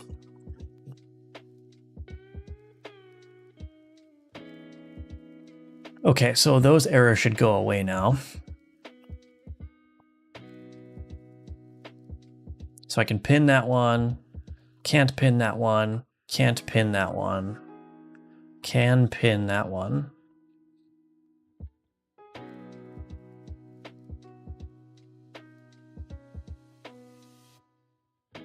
Can't pin that, can't pin that. Okay. It allows me to pin that one though. Why is it allowing me to pin that one?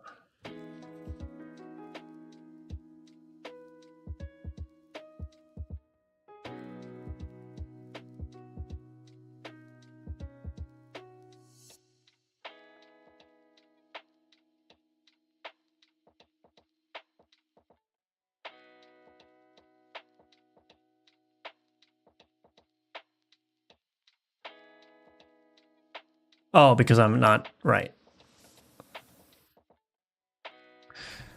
All right, so I'm just gonna extract this into a bool.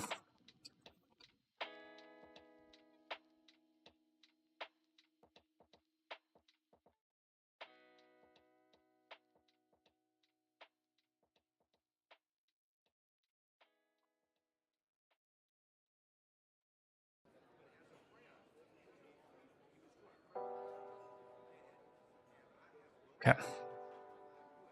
That should fix that. Alrighty, so disallow pinning if pinning would show no explanations. Can you give an overview on the new tooltips? Like how the pinning works? Is that what you're asking for?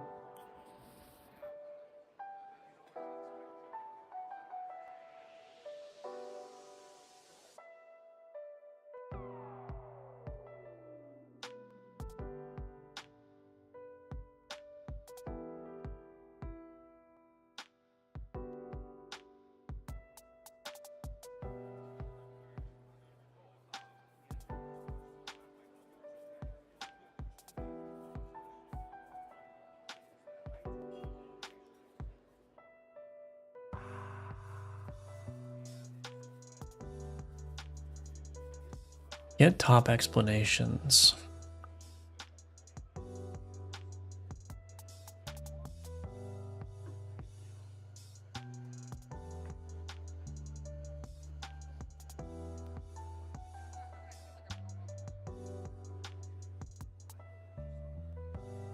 Oh, they do have a keyword, okay. So in here, I think what I need to do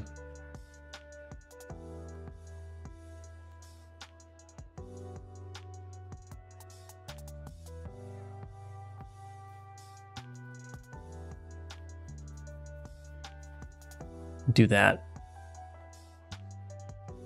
I thought you were changing how they look. No, I'm not changing how they look. I'm just making it so that way you can inspect the explanations. So here I should be able to pin that. Now I can see damage, heal, project. So the problem is, like, I have no way, like, prior to this change, I had no way of, like, saying, wait, I don't remember what project does, right? But now I can pin it, and now I can see it, right?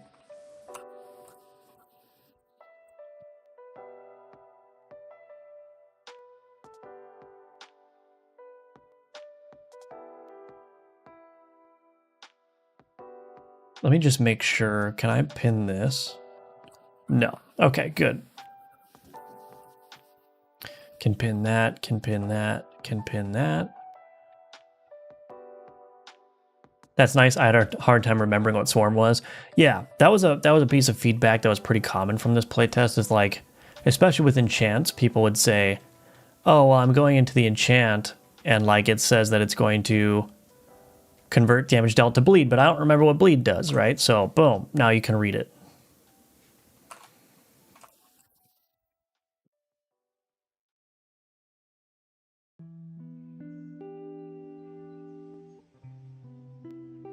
Cool. All right, so that's looking good. Show pinnable for combat nodes on map. I'm so ready to be done with this. Hide pin prompt. There we go. So change prompt to unpin when pinned. And then we got to figure out the controller key. And then it will be done. It's working remarkably well, actually. I'm pretty surprised about that, but don't tell anyone.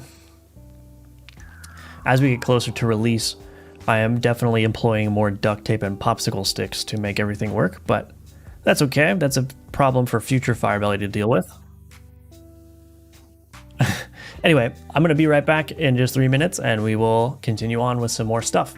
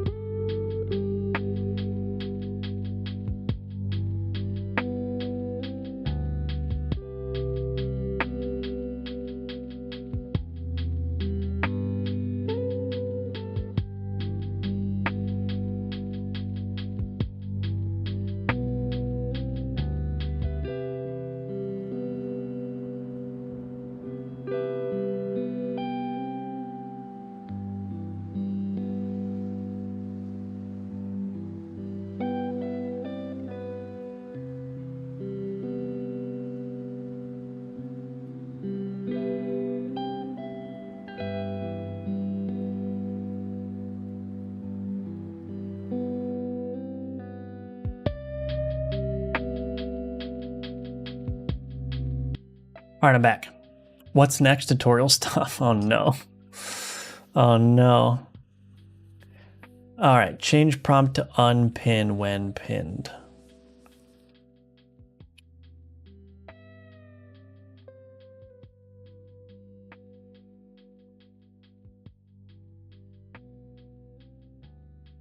Now the question is, do I have an easy way of, if I go into here, can I change the text? I can. Okay.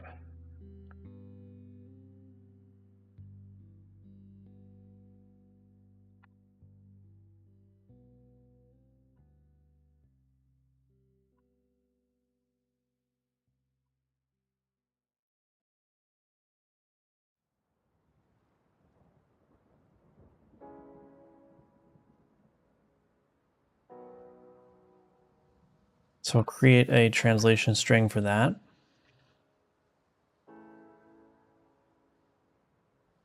We'll just make those public, I guess. All right, so tooltip pin prompt component. What we want to do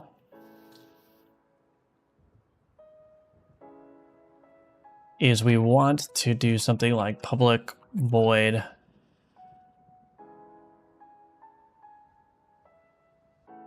pin state changed. Bool is pinned. Set text. Oh, I need to grab, all right, I need to do this. Scene node button prompt.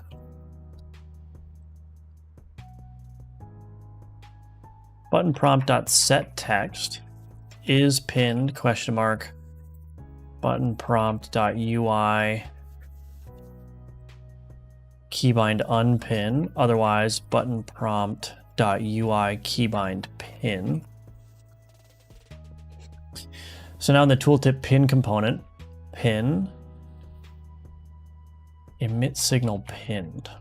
Right, so we'll just do this. Tooltip pin prompt component dot set pin state changed true, and then in here false.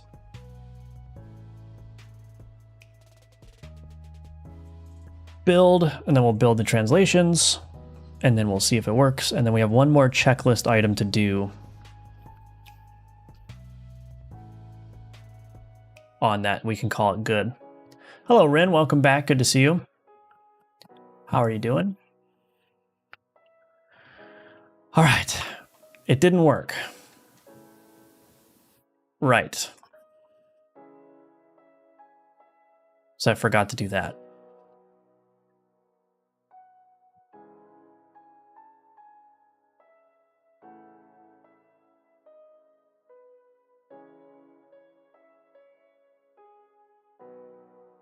There we go. So now it says pin unpin. Should be the same for the items. And I can also hit escape and whatnot, so that's good. Let's check this. Excellent. Okay, that one's good. Show unpinned text when pinned in prompt. Glad to hear it. Okay, good.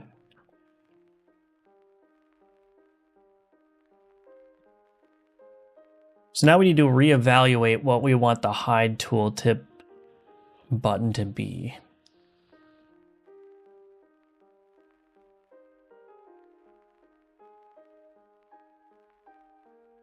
On controller. I mean, there was some discussion in the Discord about making it a toggleable thing, which may be better. If I hold control on mouse and keyboard, that hides the tooltips. But if I go to my controller and I press left trigger, that hides it. But unfortunately, that's the thing.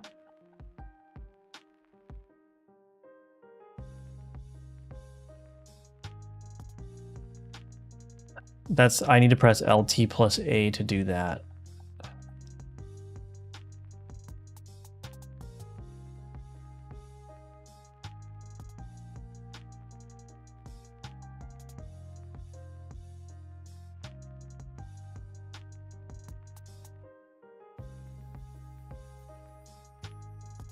What are we going to do? What should the controller button be to hide the tooltips?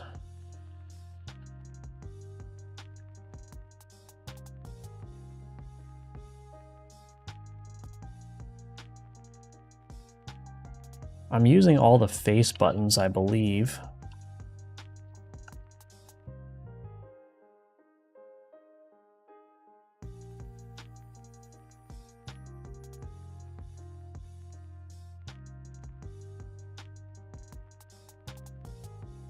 I mean, I could just make the tooltip thing a toggle, maybe.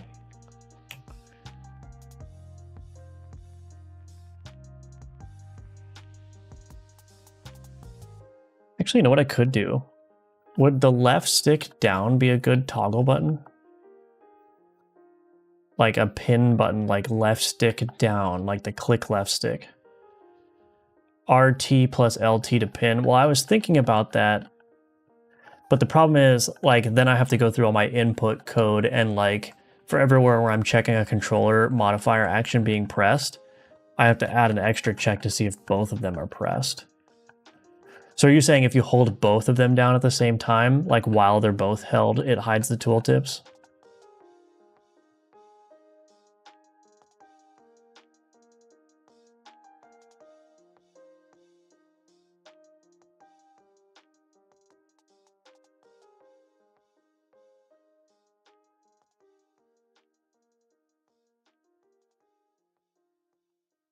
I mean, we could try that. Let's just see.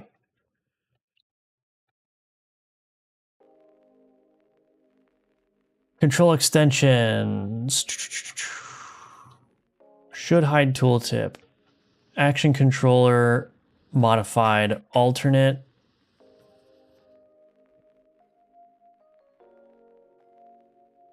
So the problem is, yeah, well, maybe this won't be such a big problem. If I do this, I'm still going to be able to use the hotkeys or the controller bindings when both of these are pressed.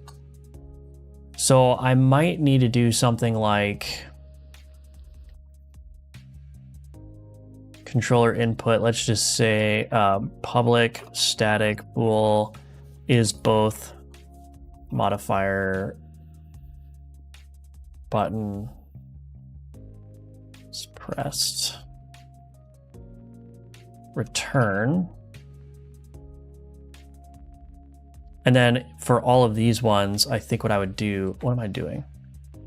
So in order to block the input from being processed while both are pressed, I would do if not is both pressed. If not is both pressed.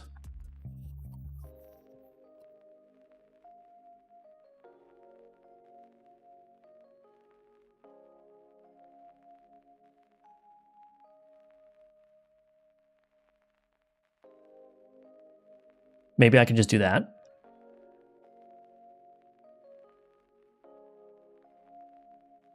Holding LT is currently hiding it. Did that change? No. But I'm saying if I have to press RT and LT to pin, I don't think that's gonna work because the left trigger is still going to, well, maybe not. Let's see, is both modifier button pressed? Yeah, see, the problem is these also emit events. Like there's no pressed and then released signal. They just emit constant events. So that's the other problem.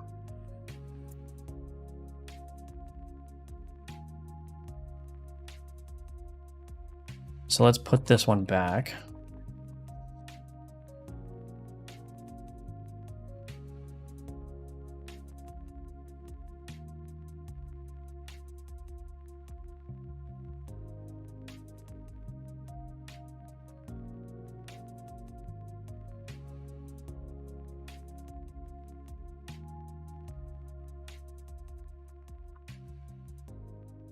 Let's just see. I mean, I put in a bunch of guards here, so like all of these modifier checks will check if both are pressed. So that should filter them out, and then I can just check if both are pressed there. The problem is I think that's going to just pin and unpin repeatedly.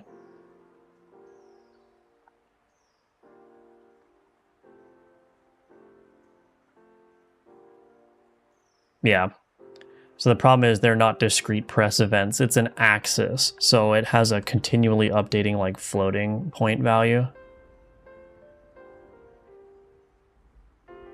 So now if I use this keybind, now I have to coordinate somehow tracking whether they're both pressed. I am using the bumpers. Bumpers move contexts. See.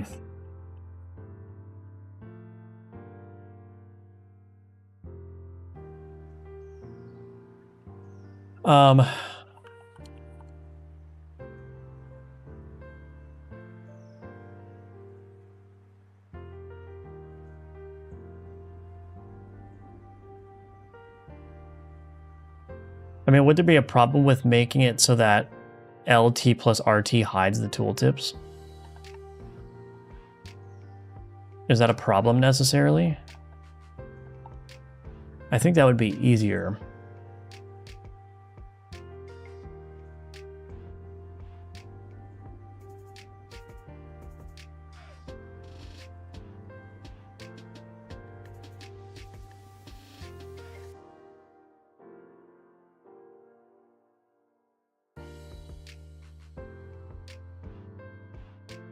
Oh wait, maybe it's going to be the same problem.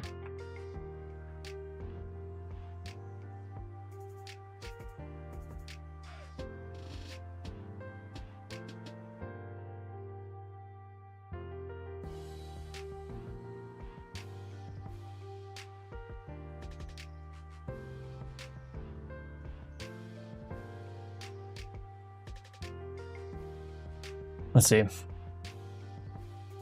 Pinning is probably the better default. Maybe you can use press and hold. I might have to do something like that. So now I have LT and RT being the hide tooltip, and then LT plus A is the pin and unpin.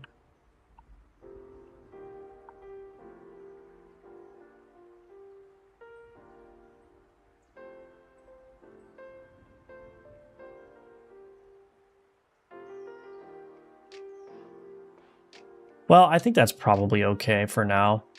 If I need to make the controllers more sophisticated, like the problem with controllers, yeah, I would need to do a bunch of my own like input tracking. If I want it, like Godot does not make it easy to support like the concept of modifier keys on controller. And then really modifier keys are not really that well supported on keyboard either. I mean, you have the official modifier keys, which is like Control, Shift, and Alt, and the meta or the super key or whatever.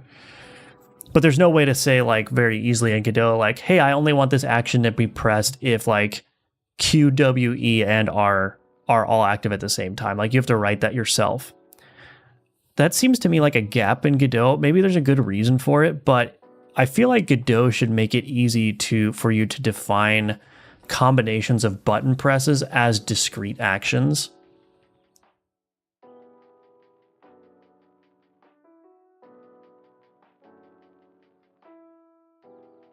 But that is not the case, so it's not even worth thinking about. Yeah, B does unpin. So like all the typical escape stuff always works. It's just I don't need to be verbose with that. So I can press B to unpin. On keyboard, I can press escape to unpin. So yeah, the typical escape keys always work, or at least that's the ideal, is to make all the escape or back keys always work in whatever context they're in. With the additional, like, if you press the same, if I just keep pressing A while LT is held, that should also dismiss it, right? So yeah, I think the assumption or the ideal state, like I said, is B should always just go back in whatever context you're in. Escape is the same on keyboard. Regarding custom scripts, what's the use case? What do you want those for? Just inheritance? I don't know. Like I'm using the custom C# templates just so I don't have to write the boilerplate for the class every time. So like it sets it up with the class name and the namespace and the node that it extends or the class that it extends, as well as like it will include my Godot utilities, and it also put the scene attribute and the wire nodes in here. So that's what my C# script template does, because I do all that stuff like 90% of the time. So not having to write that all out by hand is nice.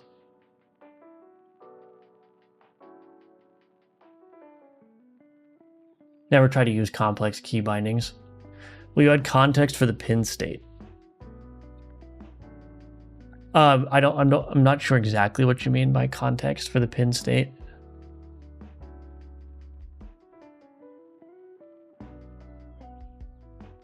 So context for the pin state. Control context.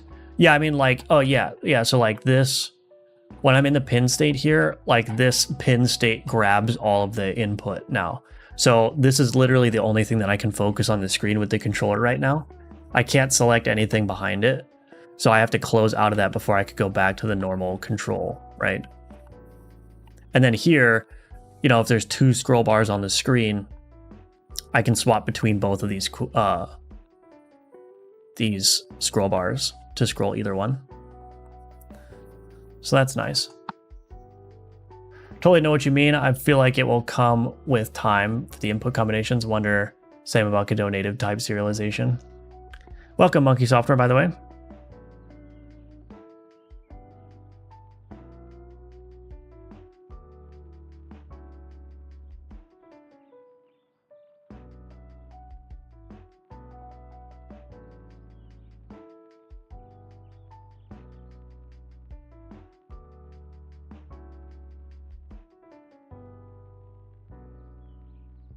C++ has primitives for all that. If you're slumming it with a GD script like me, makes more sense.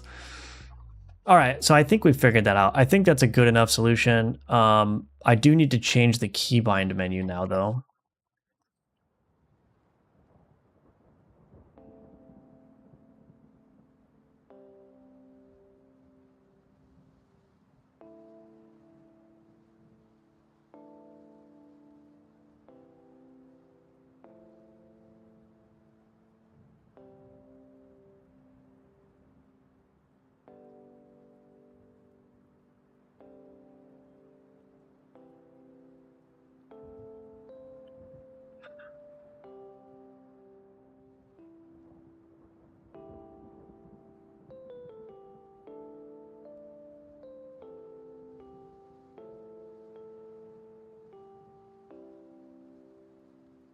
Okay, fixed it. Okay, that works.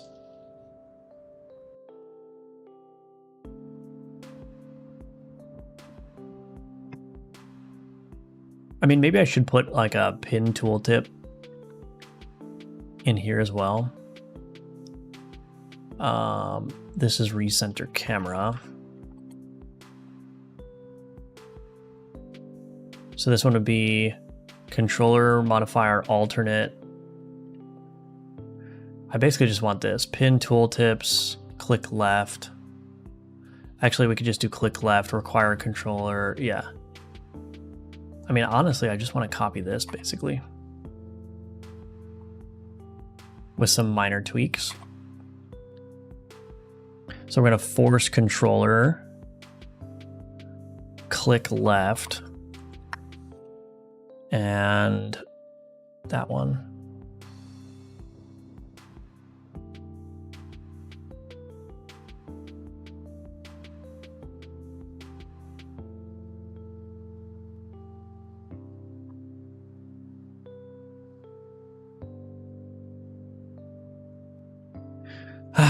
Pin tooltip verbose.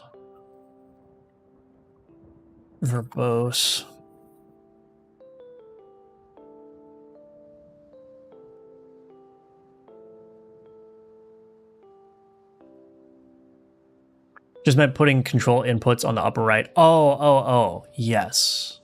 Right. I figured that probably wouldn't be necessary because the prompt is present at the bottom of the tooltip.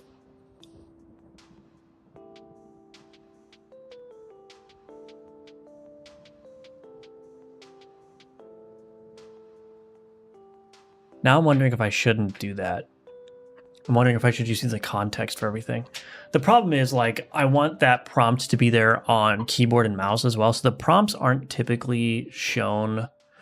Like that control context in the top right is not typically shown for keyboard and mouse, but maybe it would be a good idea to start introducing that for keyboard and mouse. I don't know. I really don't like the look of the control prompts. I mean, not from an art perspective, but I think they clutter up the UI. I think it's a good idea to have them, but I should add a setting to like disable the prompts so they're not cluttering everything up. I don't know. We'll have to see. We'll have to see. This is the pin tooltip for verbose, update display. Okay. Now we grab this one and we put it up here.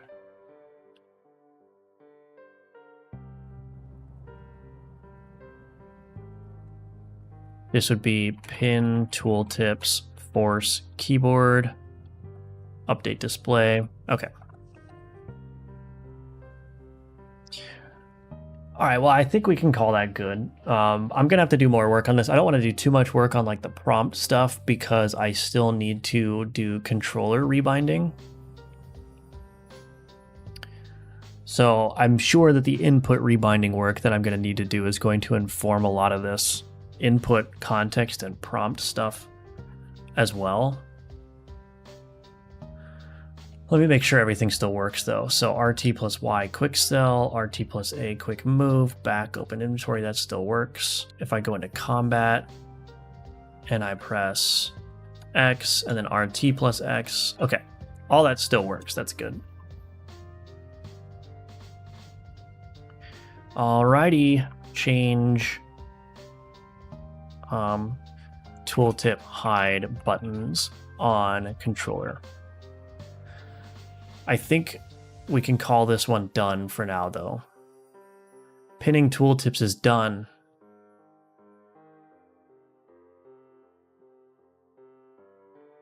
Didn't notice. Yeah, maybe I should put it in the context as well. Good to have an option to hide it, or people will tell you that the game is made by Ubisoft. Yeah. Oh, goodness gracious. All right, let's take a look at, well, I gotta merge this branch now. So let me do that. I wonder if GitHub is still having problems.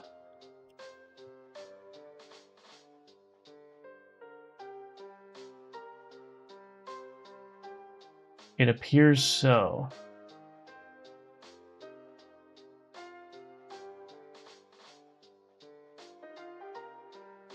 Cannot retrieve latest commit. Uh-oh. Maybe I can't merge this right now.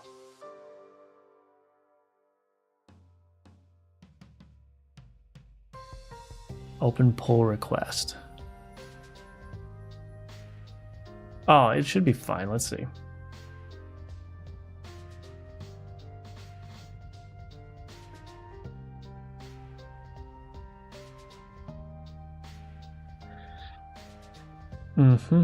I mean, I guess I could just do this through the command line, but to be honest, I'm not familiar with how to rebase a feature branch onto master. Do a rebase and merge from the command line.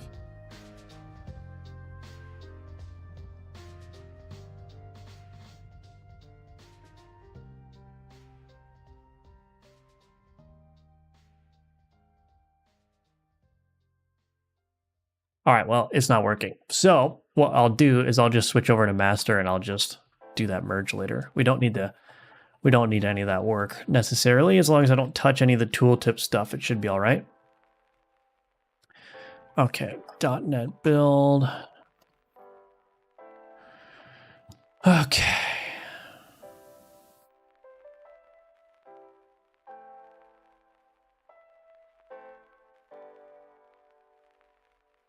All right, what else do we have?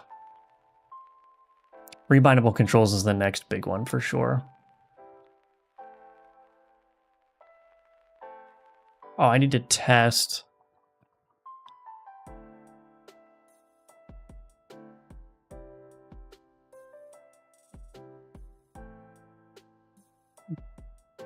I don't really know how to tag this, doesn't matter.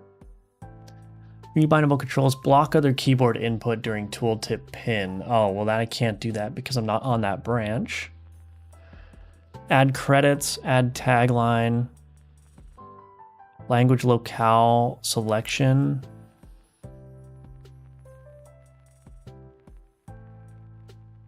So all these are like relatively small things.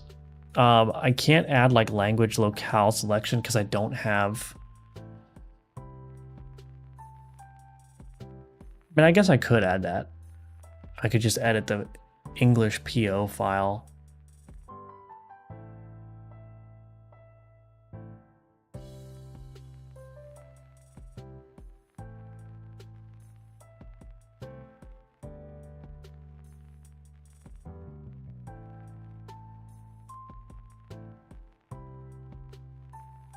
Well, let's just do this one. I want to rework the axe. I don't think anyone's using the axe that much. Multi-billion-dollar company, yeah. Shader Toy seems to be having problems for me as well for some reason.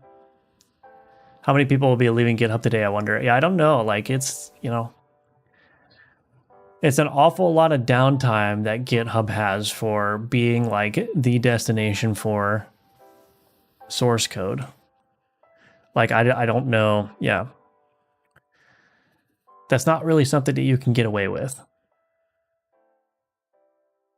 People expect 100% uptime, 100% reliability.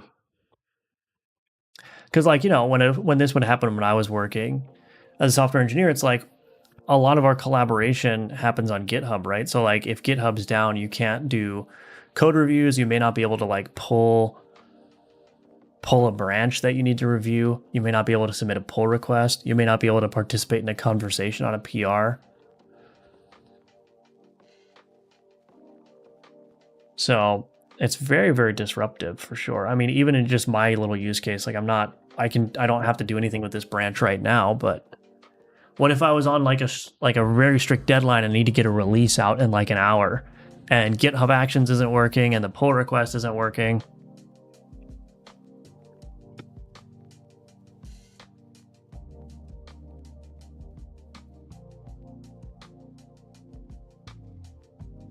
Switched from my private projects to Codeberg recently since GitHub is sus. Yeah, I've been interested. Like, I still don't want to do this step because, like I said, I don't want to do the maintenance on it. But I've been interested in like switching to Git T or something. I definitely need a self-hosted option that has something similar to GitHub Actions, so I can continue to run my automated builds, my automated deploys. Problem though is that I can't use a Raspberry Pi for that because I don't think I can compile the game or build the game for all the platforms from the Raspberry Pi. That's the other thing too, is like, no, actually that wouldn't be a problem. I was going to say, if I ever wanted to do actual code signing for Mac OS on Alcamortis, I would have to use a Mac OS runner in GitHub to do that. Fortunately, Steam does the code signing for you, so you don't need to do anything special. You can literally just disable all the code signing stuff when you're going to Steam with a Mac OS build of your game, and like Steam code signs it for you, so you don't need to worry about that. Same with Windows builds and stuff too. Like if somebody downloads a Windows build of your game, they'll get like the smart screen notification, right? Like, oh, this was downloaded from the internet, and it's like, are you sure you want to run it? But that doesn't happen for Steam games because Steam handles the signing for you.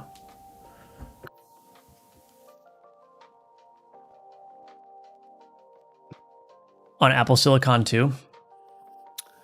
My understanding, and I don't know much about the Mac ecosystem, but like my understanding is that the Mac builds are universal. So you just build your app and it just works on whatever.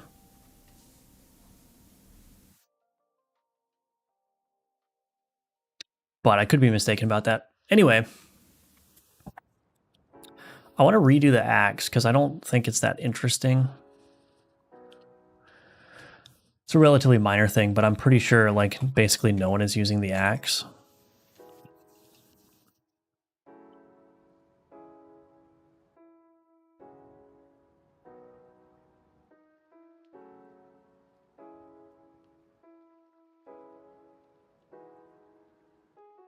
Codeberg has actions as well.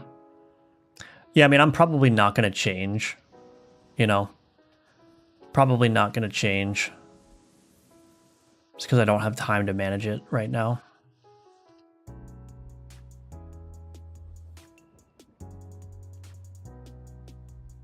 Alrighty.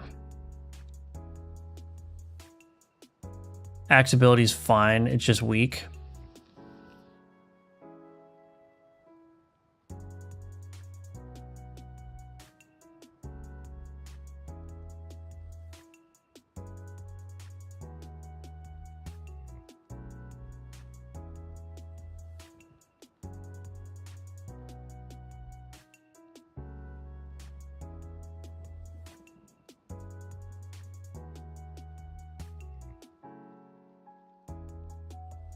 Hello, Mokribo. Do I want to say that word? Hello, welcome. I might just, here's an easy thing to do.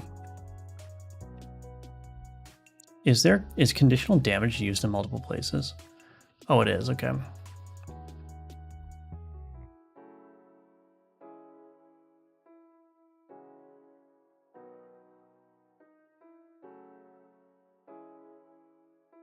Base damage is equal to 3. Current damage is equal to base damage. Query target provider is equal to query target provider dot create.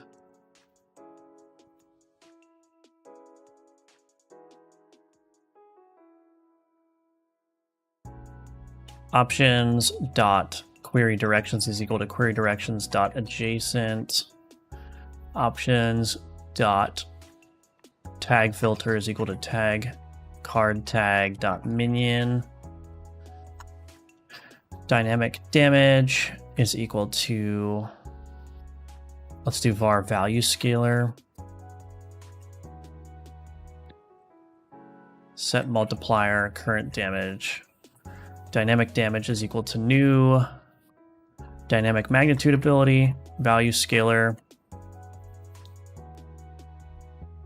new damage 0, ability configuration, damage per adjacent minion, query target provider there, dynamic damage there, deal keywords dot damage per query target provider dot to query string template 1, force card singular true. So much boilerplate. Current damage.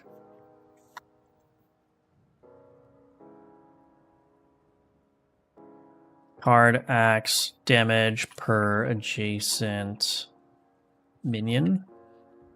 So this, I'm just going to change it to do 3 damage per adjacent minion instead of only 6 damage.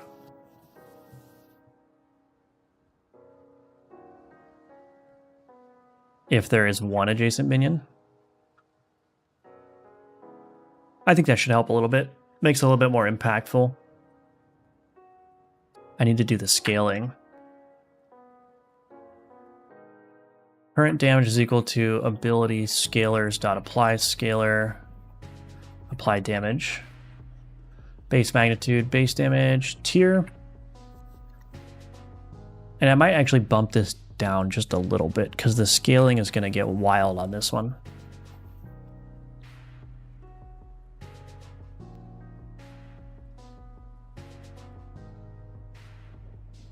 Okay.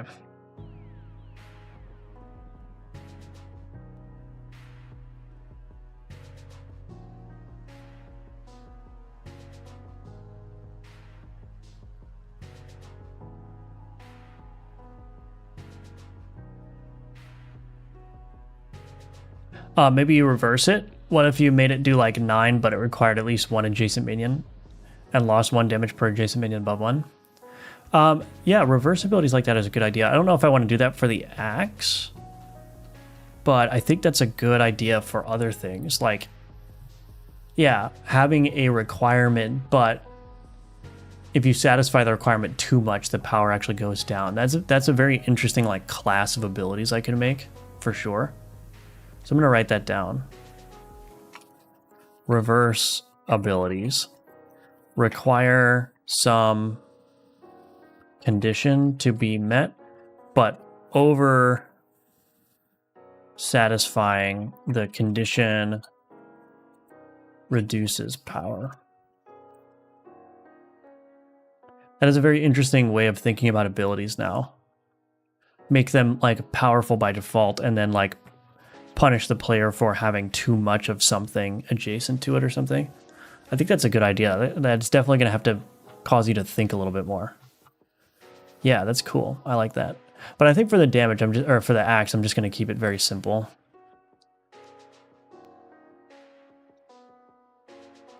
All right, let's see.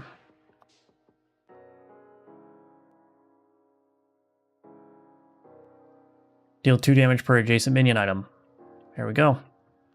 So I just put this here, that there. Oh, I can't make it work. It's okay.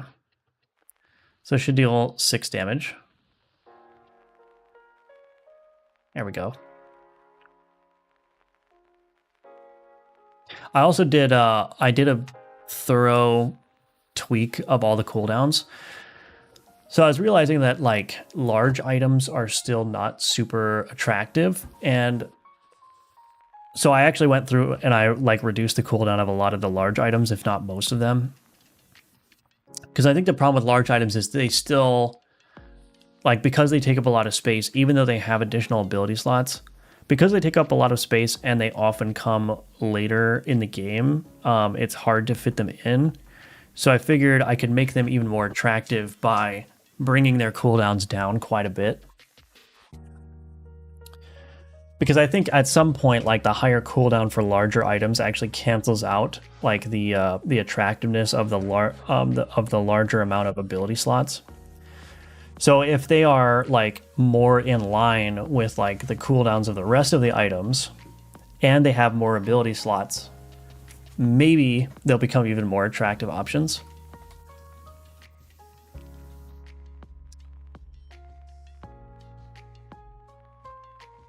That's the thinking anyway.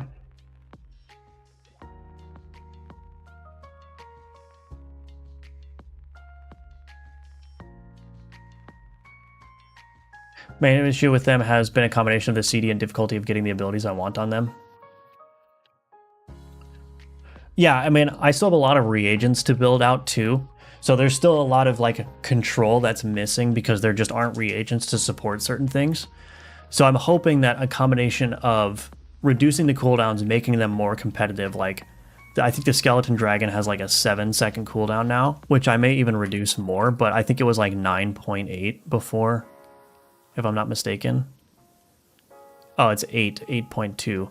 Maybe I didn't reduce it enough, but I'll go through and I'll keep reducing them if I still feel like they're not attractive enough. But so the combination of reducing their cooldowns to be more competitive with other items and adding more reagents to the game with which give you much finer control over like how you get abilities onto things. I'm hoping that those two things in conjunction will make large items like an actually attractive option.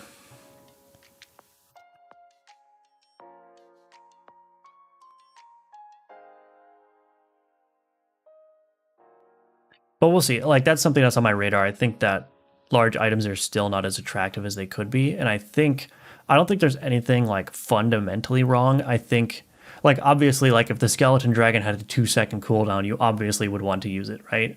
So I think it's largely just a function of like, what is the DPS potential and like how easy it is, like you said, to get abilities that you want on it. I want to rework the Mandrake as well. I feel like no one uses the Mandrake.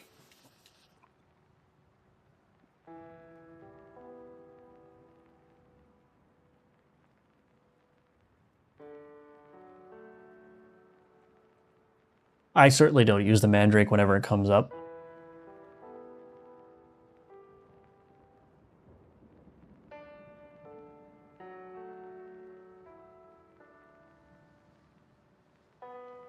Hello, Gimity, welcome.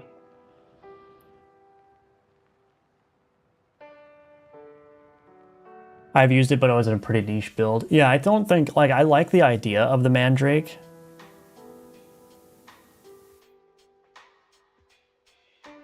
I mean, even as something like, so maybe this paralysis is too long. So paralysis duration, does the paralysis duration go up?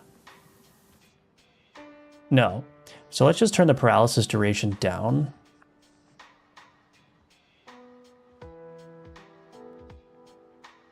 Maybe we'll do 0.9.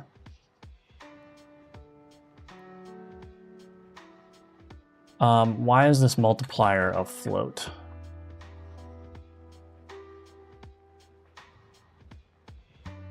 Really? I don't know why I'm doing all this stuff. Okay, there we go.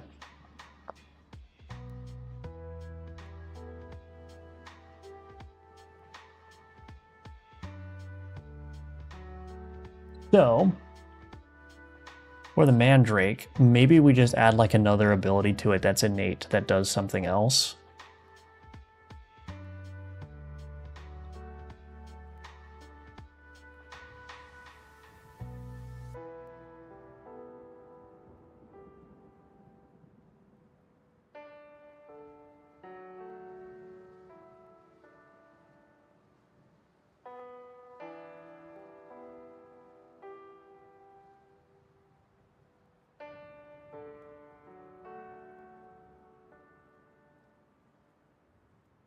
I feel like the Mandrake cooldown is very high as well. I wonder, I mean, this is another case where it's like, maybe it would just be more useful if I just knocked this cooldown down a bunch, you know? So knock it down by 1.2 seconds. Now it's going to do more healing. It's also going to paralyze more.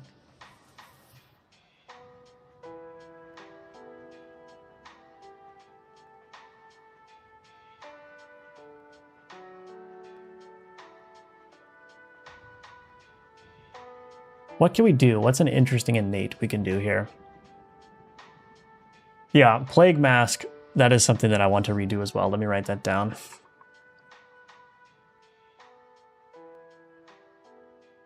I think the self-poison is a good idea. So I like when I say rework, like I want to keep the idea behind the item. I think I just need to either tweak numbers or like make them a little bit more powerful. I have a hunch you're a bit of a metalhead and or emo enjoyer. Yes, not emo, but metal, yes. Yep, indeed. What do I want to do here?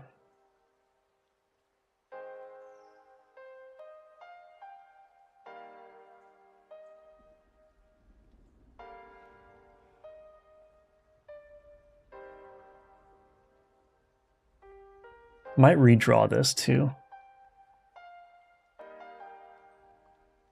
Paralyze adjacent items for 0.9 seconds and heal 4 per paralyzed item. I mean, what if I just... So I want to add maybe an innate ability. Maybe I just make this ability innate. Or... maybe I make this ability innate and then make the healing go up. Paralyze random enemy item for each instance of paralysis since last execution. Change the other ability to be a repeat ability. Oh yeah, that would work. Yeah, we could do something like that.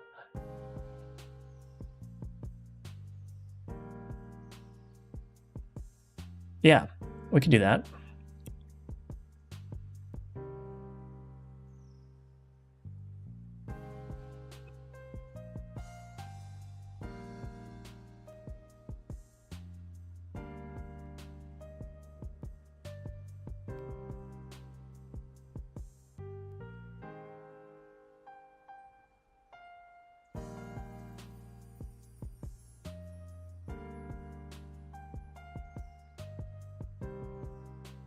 I actually don't know how to make the paralysis repeat in this case, though. Because this is doing a query of adjacent items, but I would need to apply the debuff individually to each item.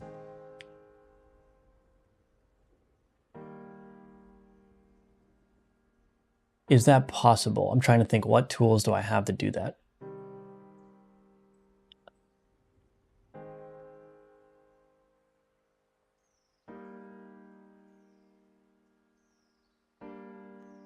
I have a static target cached provider. So is there a way that I can take the result of the query target provider, split that into as many static target cache provider, then run the buff applicator each time with a new target provider? Also, the more player-facing concern is how do I word the ability to make it clear? Actually, I'm getting stuck on the idea of like it being a repeat ability. So maybe instead of, maybe we just make it based on the count of things paralyzed since last execution instead of instead of a repeat ability.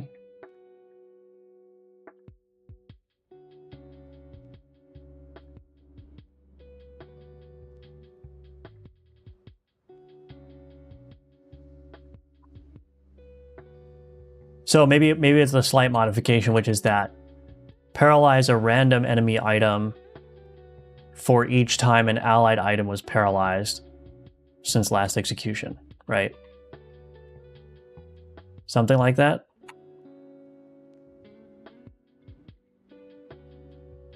Scale hard with other abilities. Well, I mean, it could be paralysis applied by self, right?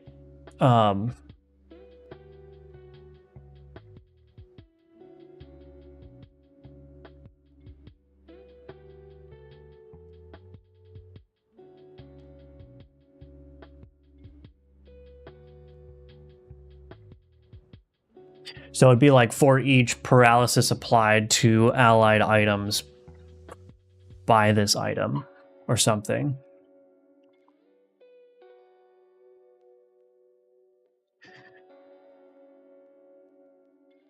Paralysis. I actually don't know how I'm going to do this, but let's see.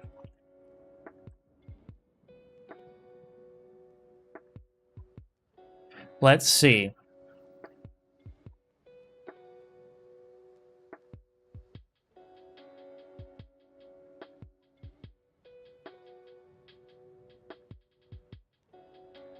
Additional filter x dot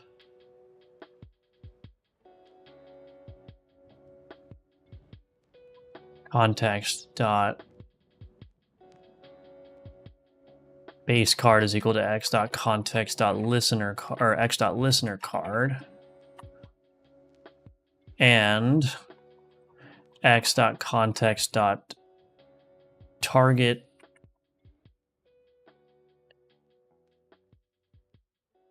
Actually, can I do on triggered?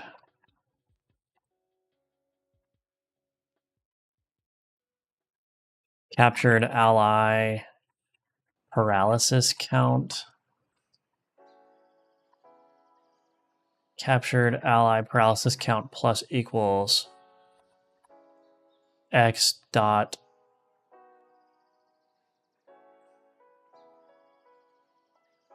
x dot target x dot context dot target info dot targeted cards dot sum y dot is owned by player dot count.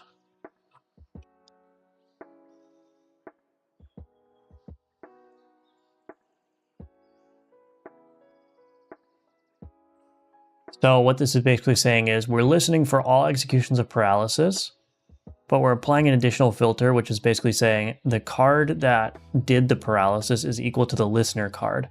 And the listener card is whatever card this ability is on. So the listener card is basically the self card. And then when that triggers, this will be called after all the filters pass. Then we're going to put this captured ally paralysis count. We're going to increment that by the targeted cards, the cards that were targeted by the paralysis, which are owned by the player. So any allies. I think that's what we got to do. So there's our captured. Now I need a var generic transient state. Generic transient state. We need to reset that captured count. Actually,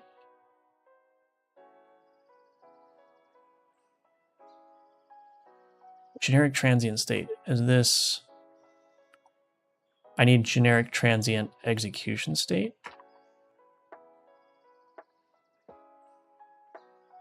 Whatever. I transient. I thought I had like a transient execution state. Set.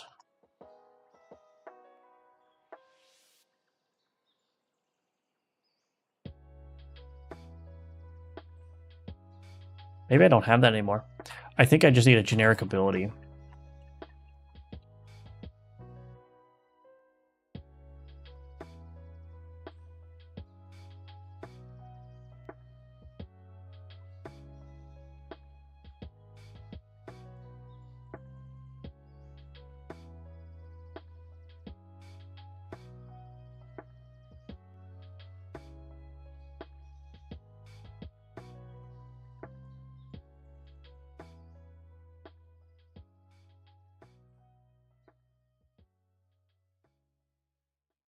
event tracker, running count. Yeah. Anyway. So it's a little bit confusing, but that's okay. That's all right. Okay, ability tracker, generic reset capture count, generic reset state.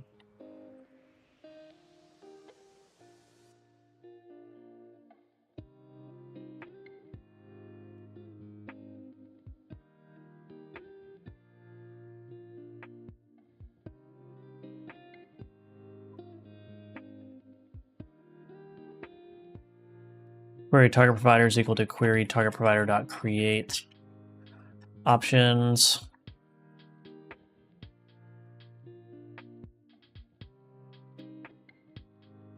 Query target board is equal to true.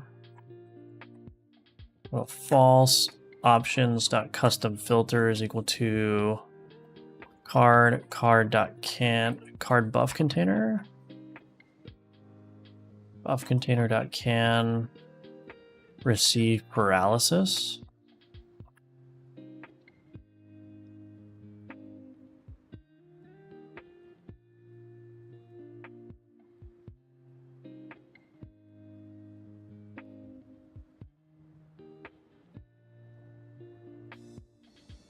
Okay.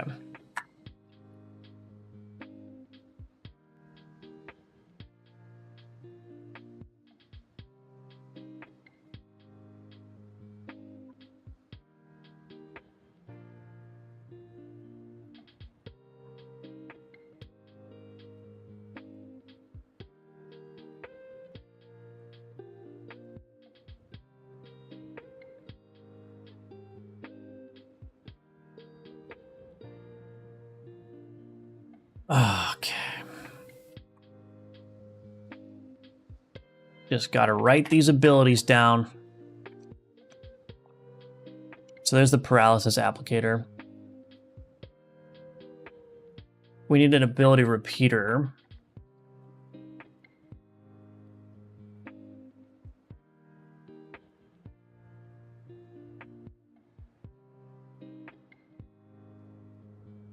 We've got a couple of different options here. Execution count func. So we want to do query target provider, paralysis applicator. The execution count func would be the captured allied paralysis count, I think. So then we do it here. We want to do the ability repeater first before we reset the state. And I think that's it. How does this actually work? Oh, it's just adding abilities to the execution list. So I don't think I need to include them here, if I'm not mistaken. This ability repeater should be ability container. Yeah, okay. Okay. Paralyze enemy per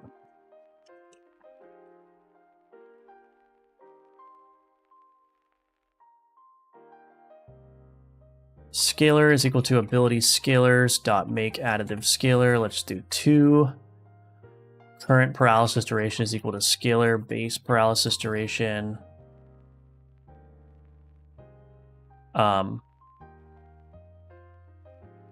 Tier. Paralysis applicator dot set scaled magnitude to current paralysis duration. Repeat for each allied item keywords paralysis dot paralyzed by this item.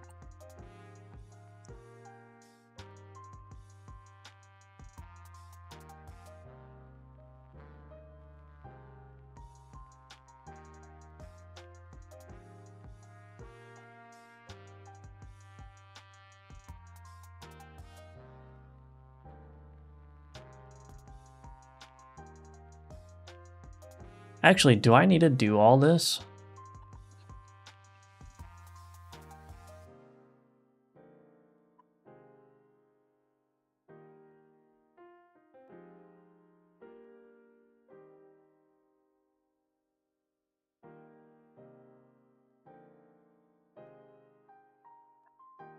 I can't specify a scaling function.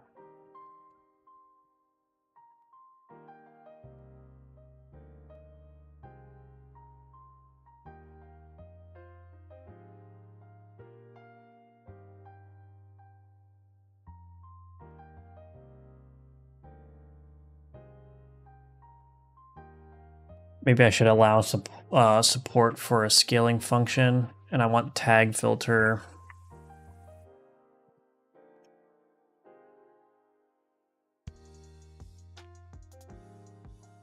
Okay. So I actually don't need to do all this stuff. Then the ability repeater just becomes paralysis. And then in here, I don't need this scalar anymore. This becomes 0. Then I do inner ability description wrapper from paralysis.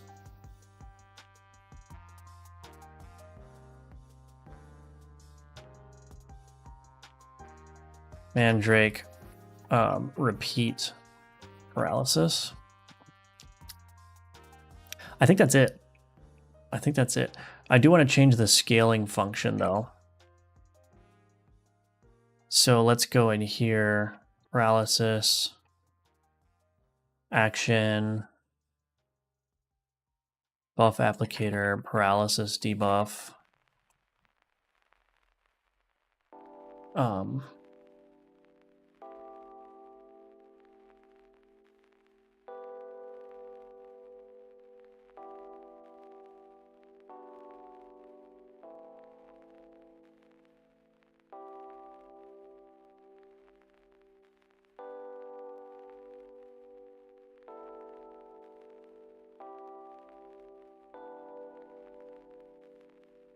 I think that's right.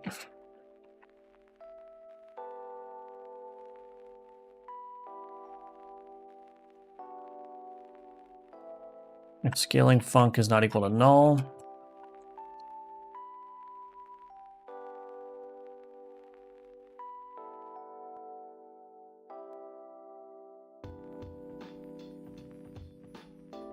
so now I can pass in a scaling function here. So I can have this scale a little bit more aggressively.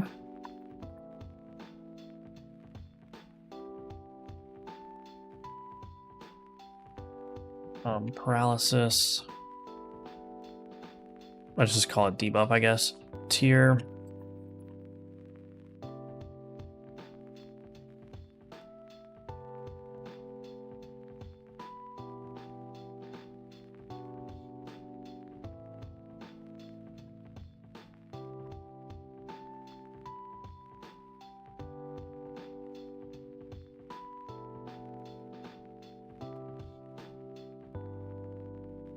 Okay.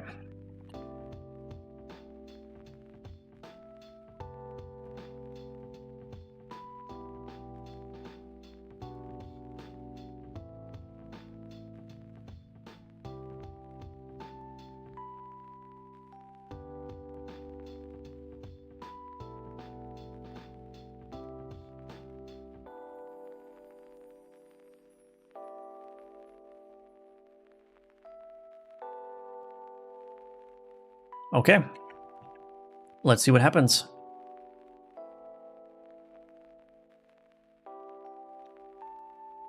So yeah, definitely, like, I want to do this for the game. Like, any of the underwhelming or underused items that don't really have a clear, like, powerful niche use case, I'm going to want to touch them up a little bit. And a lot of times the touch up may just include, you know, bringing their cooldowns down.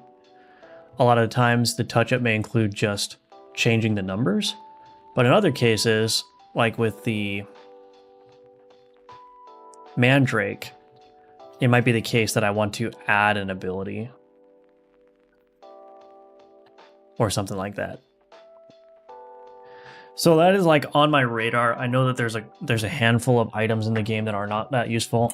There's a handful of items in the game that are very useful.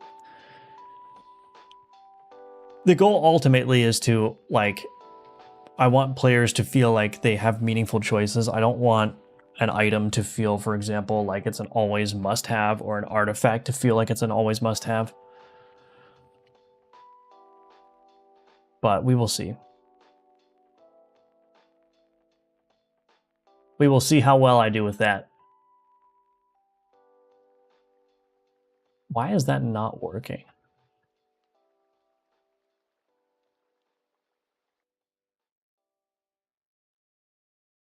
It's not translating this one.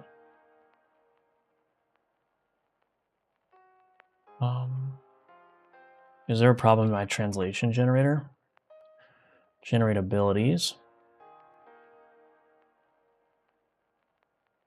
Build ability list. How many times do I have to delete this? I feel like I've deleted this comment like 40 times by now. Generate abilities, build ability list. Additional translated abilities provider.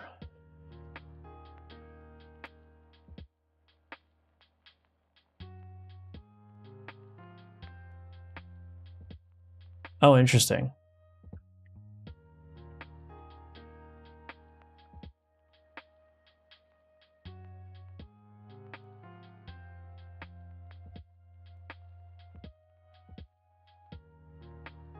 I don't know why I don't get autocomplete for this.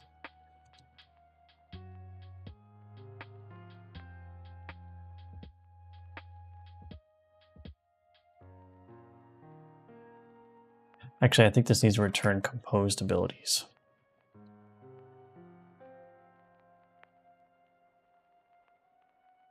Return get contained abilities dot of type base composed ability. All right, is that going to work? I think the problem was that the ability repeater, the translation system didn't know to go into the ability repeater to get abilities that are contained within for translation. So I'm hoping that this will work. Yeah, card mandrake repeat paralysis. Nope, that still didn't work.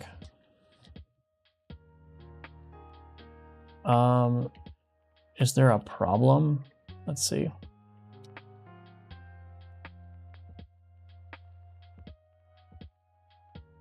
Card mandrake paralysis. Why is this not working? Ability repeater.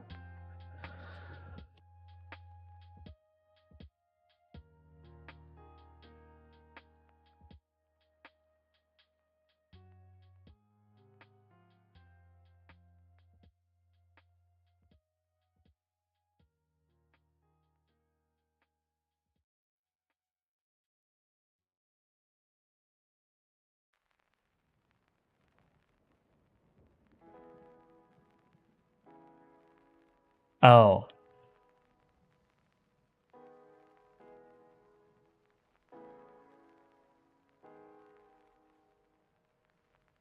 Oh, this is only going over the base composed abilities. Would it change meaningfully if I did get flattened abilities?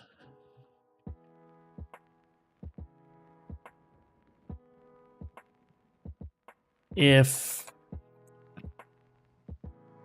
ability is base composed ability, composed ability.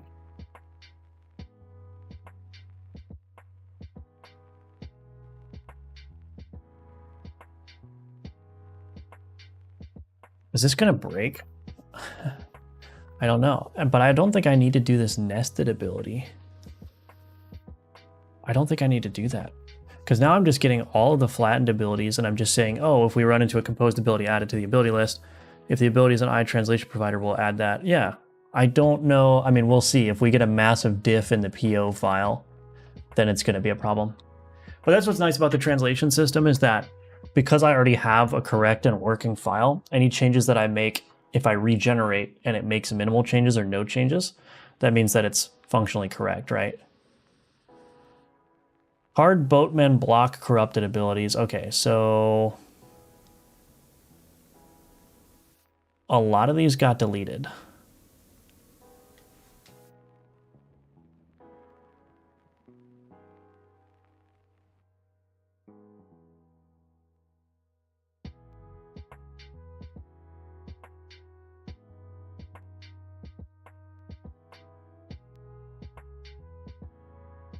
We did get the Mandrake Paralysis, though. So that's good. Why did we lose these ones? Sporling Blind?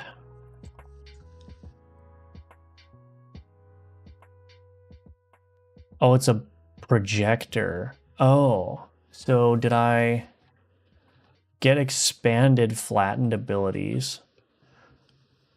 Oh, get projected ability for tool. Oh. But wait a minute. So this get projected ability for tool.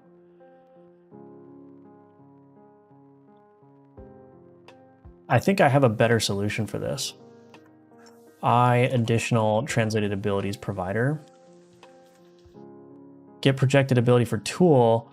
No, we just changed this to enumerable base composed ability. What is it called? Get additional abilities to translate. Return that. And we do the same thing for the non-combat ability projector. Get projected abilities for tool.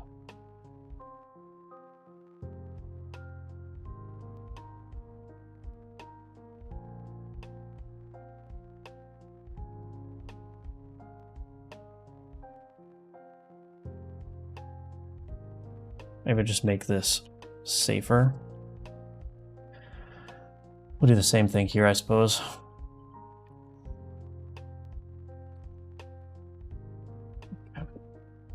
So if I just do that, then I should be able to just get rid of this get expanded flattened abilities, I think. Right?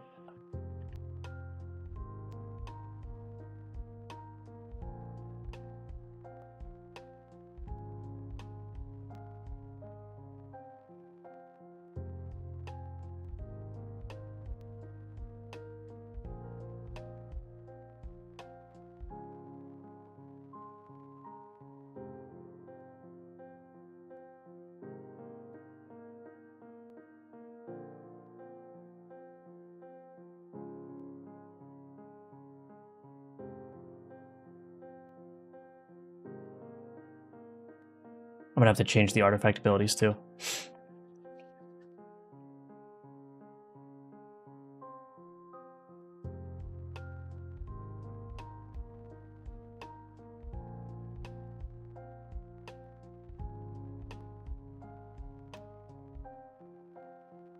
I think this is redundant. I'm kind of tempted to just rework this. Yeah. Dot select many. Dot get all flattened abilities. Artifact abilities dot of type base composed ability. Dot of type all abilities list additional abilities.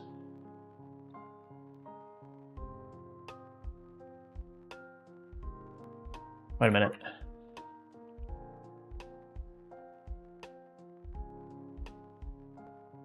What is this additional abilities?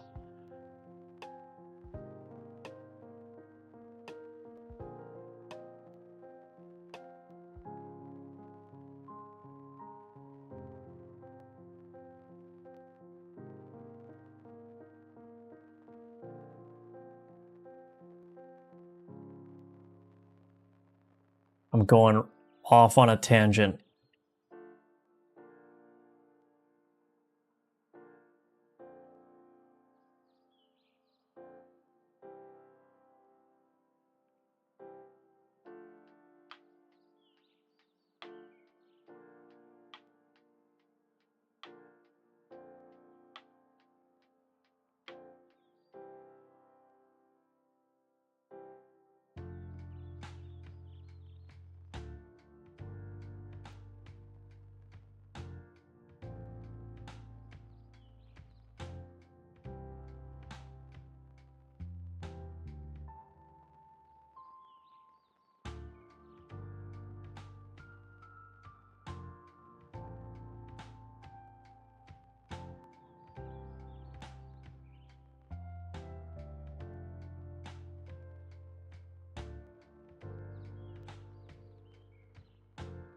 All abilities list.add range initial abilities.of type base composed ability. Yeah, I don't know why I'm making this more complicated than it needs to be. So basically I could just flatten out the ability list entirely and just find the composed abilities. And then down here, for each of our ability and additional abilities, I don't really understand the point of this either.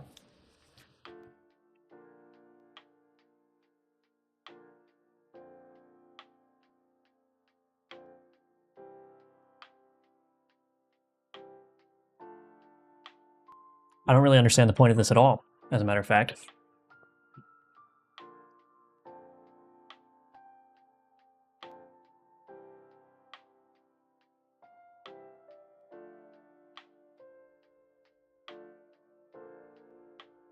Oh, that's fine. All abilities list.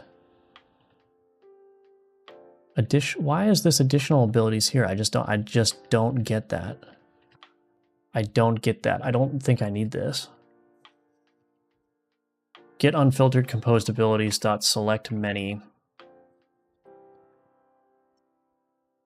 Get all flattened abilities. Board effect abilities dot of type base composed ability. And I don't need to do this either. I'm pretty sure that's a dramatic simplification. I'm pretty sure.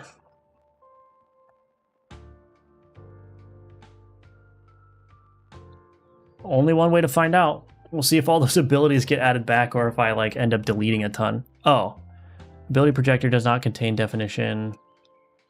Card inspection tool.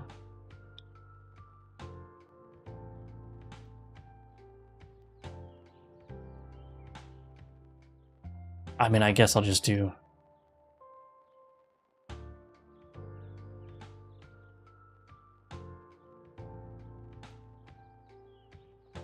I have a feeling I might break this, but that's okay.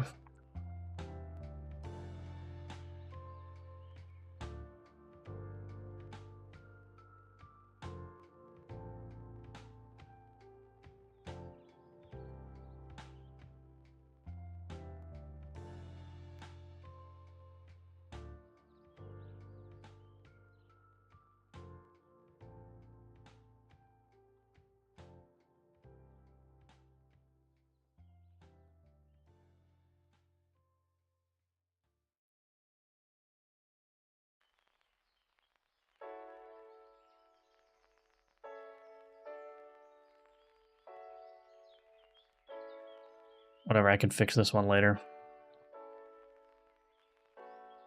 Okay, build. Let's see what happens. Translation moment of truth. I think this is a lot more straightforward of a way to do this, though.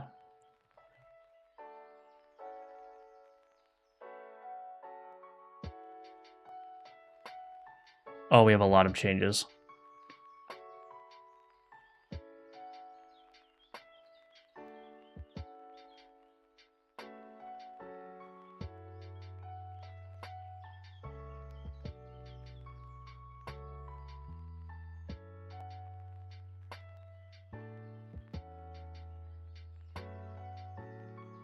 Nope, it's still not working either. Oh, goodness.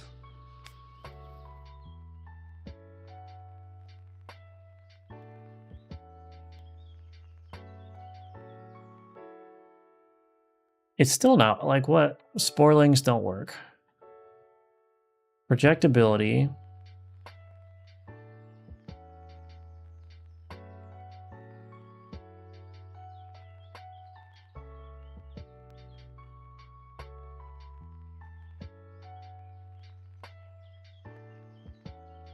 Well.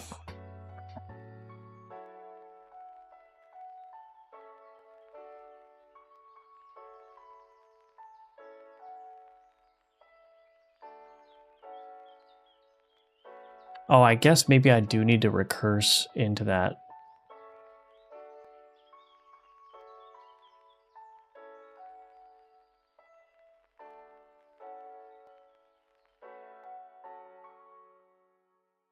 All right, maybe this wasn't a good change. I don't know. I think I just need to recurse into it.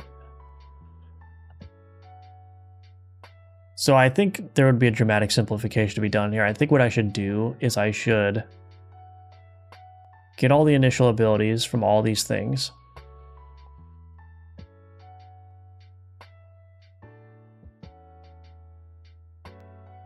And then just recurse into it.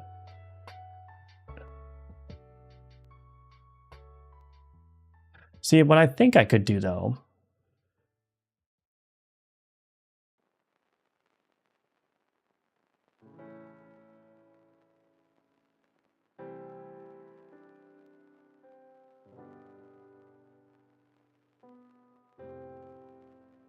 well, then no, this should be recursive actually. Get all flattened abilities.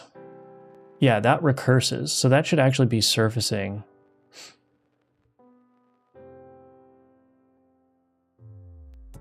So when I do get all flattened abilities, that should be basically unpacking all of the levels of the however the abilities would be nested.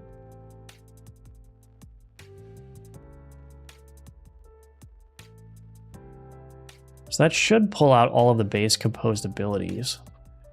Why is that not working though? That's a good question.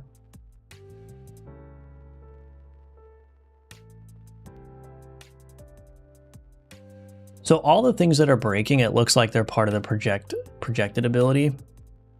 That's returning a composed ability, which has an ability projector in it. Oh, but this is just a base card ability. Oh, I see. So I think one of the problems, right, I need this step here. Oh, okay. So we're actually going to change this. This is going to become a list of all the base card abilities. Get dummy abilities for translation, dot select many.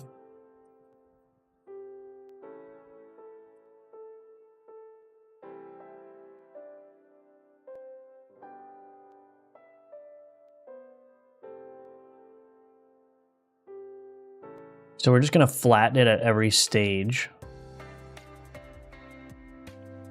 This should work. Let me think about this.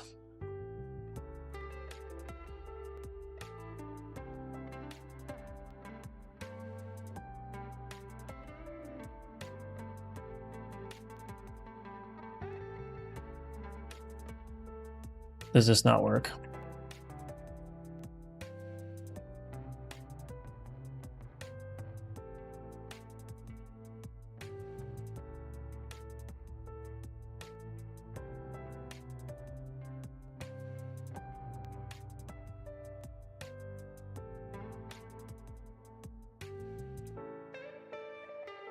Okay, in here, all abilities list, add range, card.get all flattened abilities. We're gonna need this block here, so I'm just gonna get rid of that. Add range.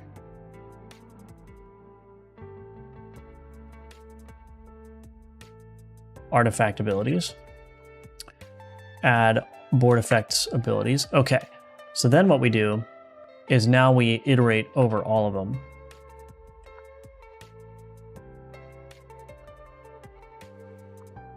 Bar final composed abilities list is equal to new list base composed ability for each var ability in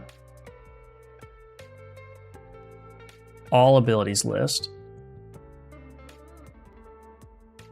Final composed abilities list dot add composed ability if it's that. Add range.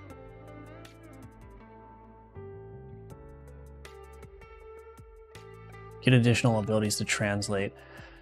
Actually, that doesn't seem right to me either.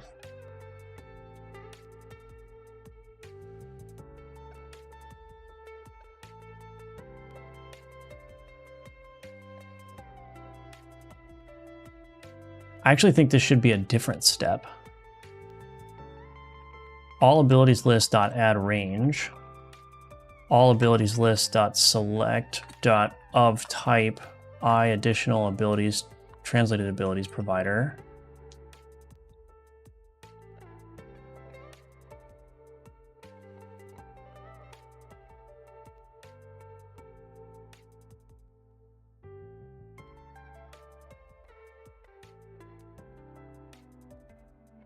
X Get additional abilities to translate. Select many.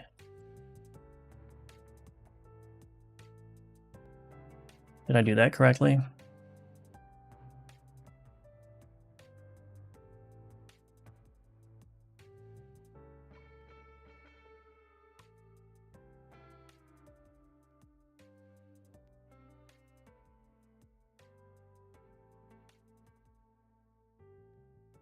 And then this can just become all abilities list of type.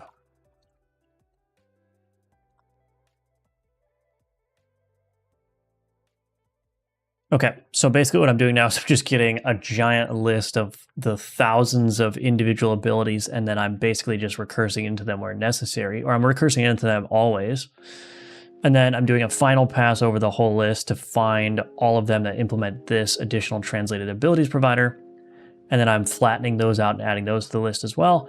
And then I'm just finally filtering everything out to base composed abilities. So basically the act of flattening the ability pulls out all of the nested composed abilities. And this is recursive, so all the nested composed abilities are going to get pulled into that flattened list as well. And so that way, so basically I'm taking like the root level ability and I'm saying, give me absolutely everything that you're ultimately responsible for. Like give it to me all the way down the tree and then return it. And then I just do a pass over that list to find, okay, what are the actual composed abilities? Now I'm sure that this is going to break horrifically, but we will see. We will see. I'm like fairly certain that this approach should work. There just may be a case where I'm like doing it wrong. Enumeration option may not execute. Collection was modified. Oh, that makes sense. All abilities to list. Am I doing this somewhere else as well? No. All right, let's try it again.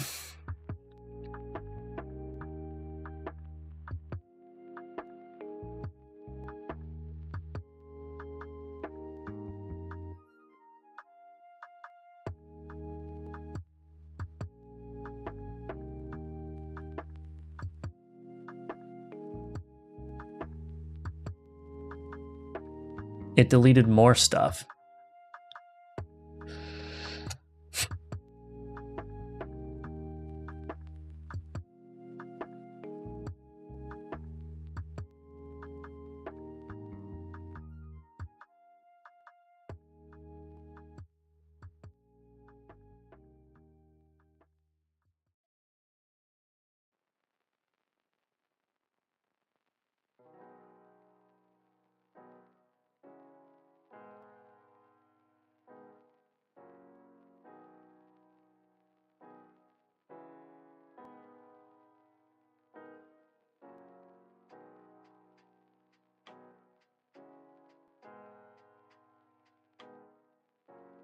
Oh, you know what I think it is?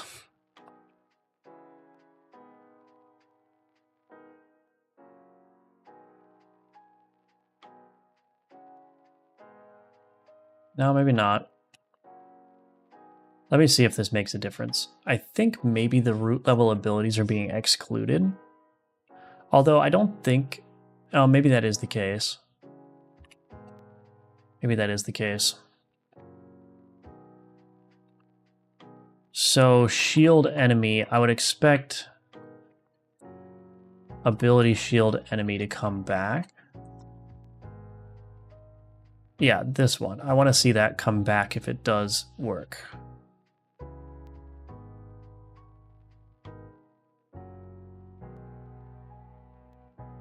It did come back. Okay, yeah, so that's the problem, is that I'm missing... I'm not including the root level abilities in the lists.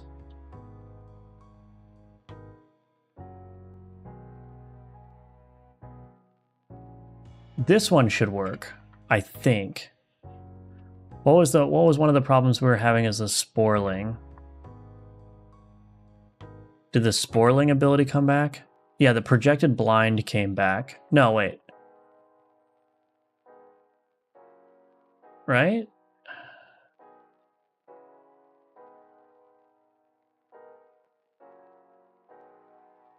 Well, I'll just keep doing what I need to do here. So I think this one's fine.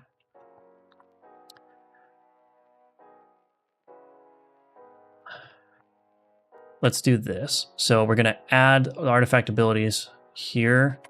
All abilities list dot add range, artifact abilities, select many x dot get all flattened abilities. Okay, same here.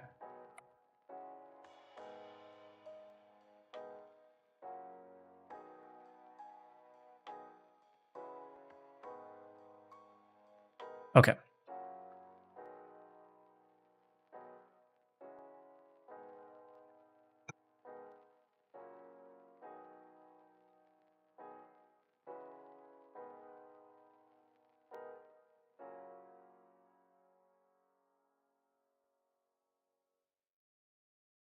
I just don't even know why this is breaking like this sometimes. Seems to be working for the most part. It's just like there's a handful of situations where it's not working. Why would that be the case? That's the weird part. Swarm.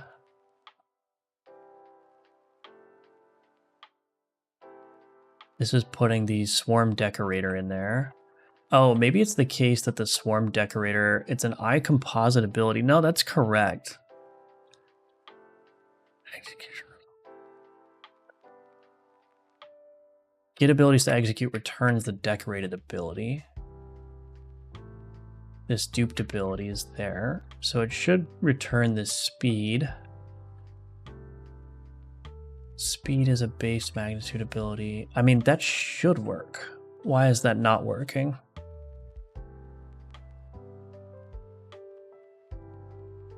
Get all flattened abilities.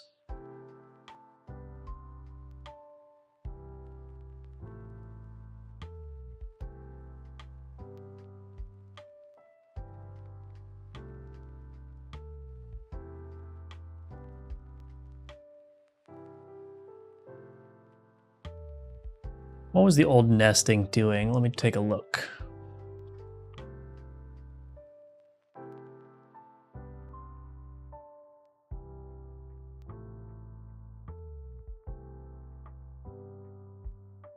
Yeah, this is fundamentally the same approach that I'm taking, so I don't know where exactly it's going wrong.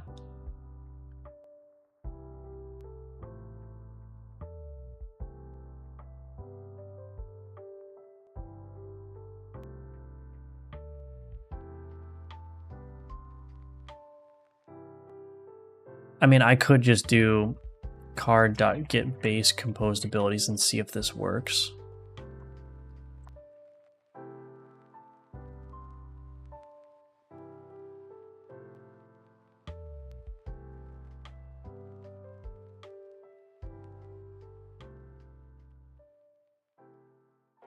Might have to spend some time with this off stream to see what's going on.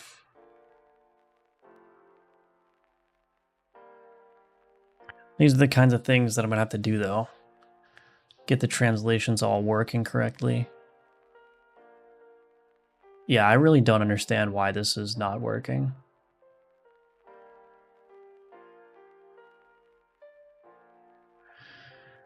It's essentially the same logic, it's just...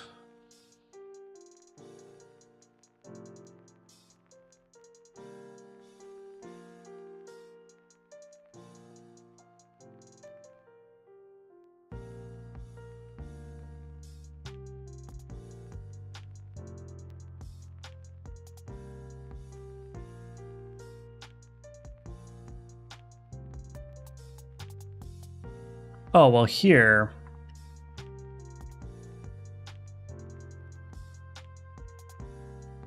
That one needs to be the case. This one needs to be the case.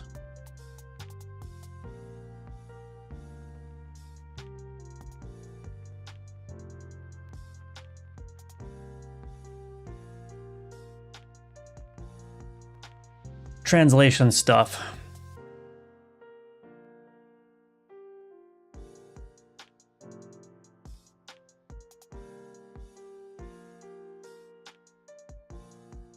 This is bizarre.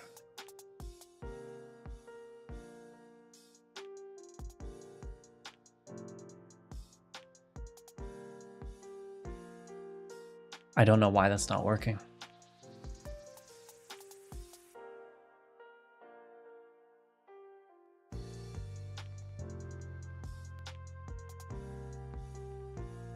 Dragon scales.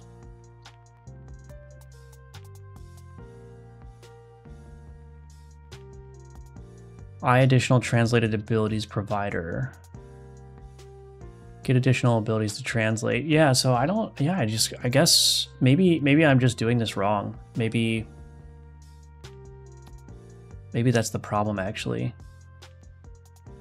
Translation generator.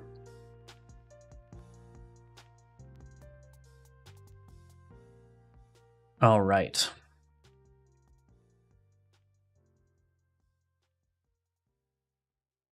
So I need to clean this up, but I think this is like the final step. So this additional translatable base ability, composed is equal to all abilities list dot of type base composed ability of type that. Well, we can actually do, let's just do this first. Okay, .toList. So then we do all abilities list add range additional composed of type base composed ability. All abilities list dot add range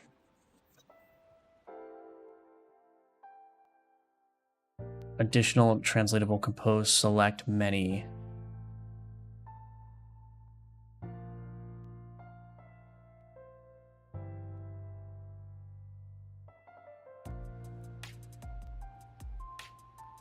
Wait a minute. I can't.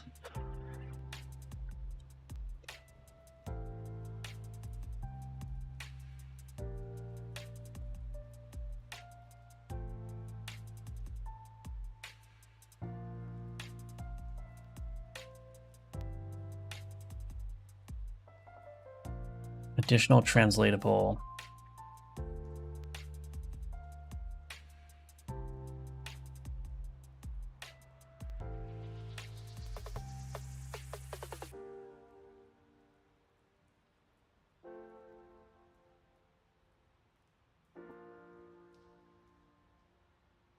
Did I get it this time?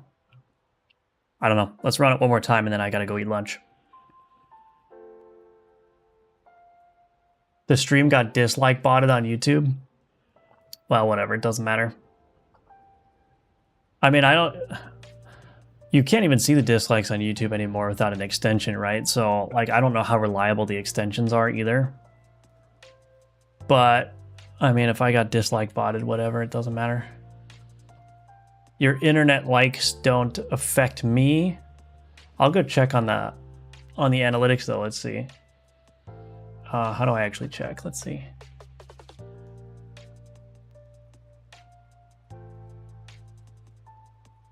Oh, can I not see likes and dislikes on this right now?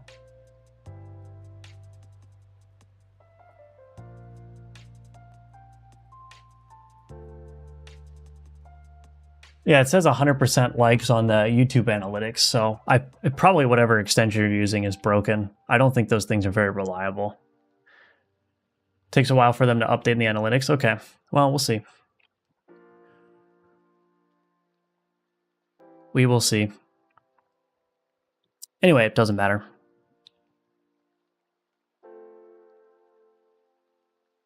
Okay, build the translations.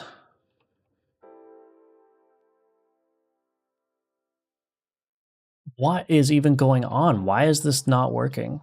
This is like, it's literally almost the same exact logic as what I had before, except some abilities are just getting straight up deleted. What? Non-combat ability projector.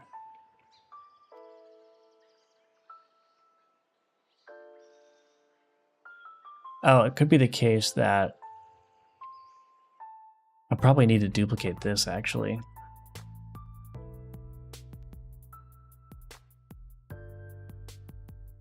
This used to be like get projected ability for tool.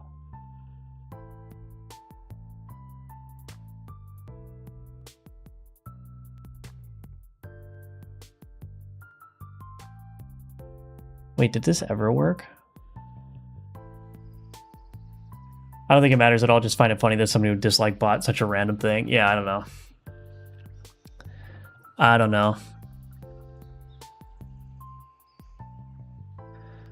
Okay, I'm gonna need to step away from this and take another look at this. I mean, it's, as far as I could tell, it's literally the exact same logic. I just streamlined it a little bit, but like there's a bunch of random stuff being deleted from the translations now. And I don't know why that's the case. I'm sure it's something stupid.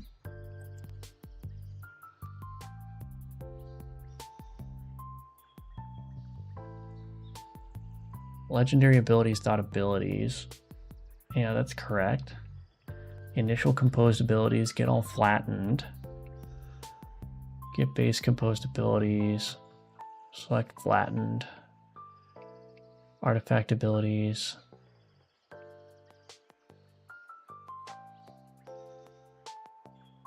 Final composed ability list equals all abilities of type base composed ability.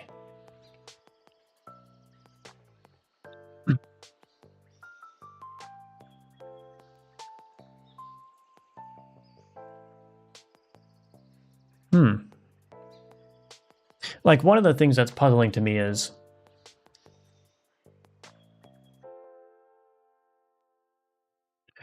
I lost a legendary ability in here. Where is it?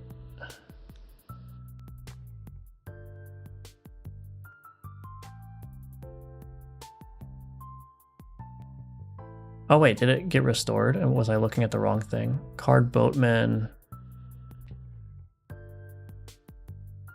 Giant Harvestman. Mandrake Paralysis showed up. Wait a minute. Did I not lose what I thought I lost?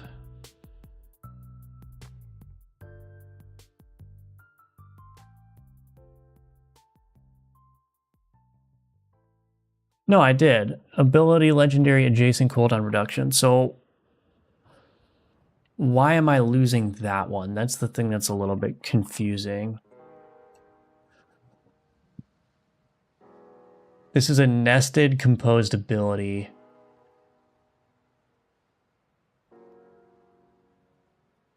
Am I using base compose? I'm not doing an inadvertent filter by composed ability, am I? I need to do base composed ability.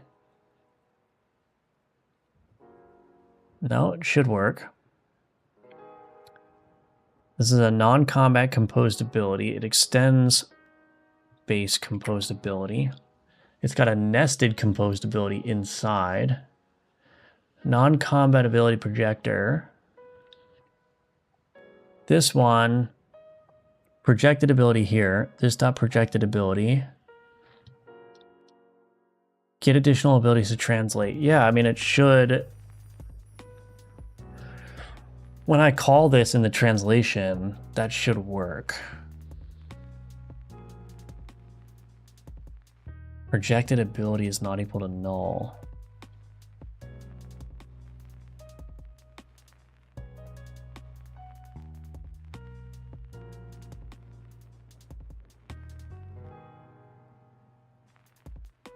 I don't know. I don't understand this.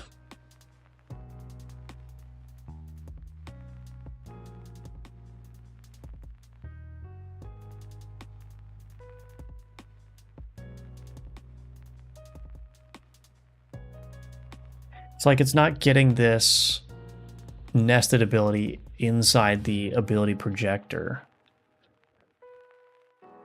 Am I forgetting to...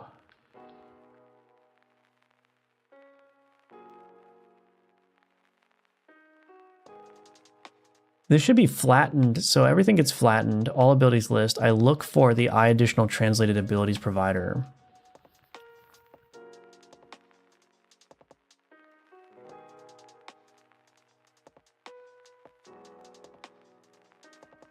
I wonder if it's multiple. Is it multiple levels of nesting? Wait a second. Is it multiple?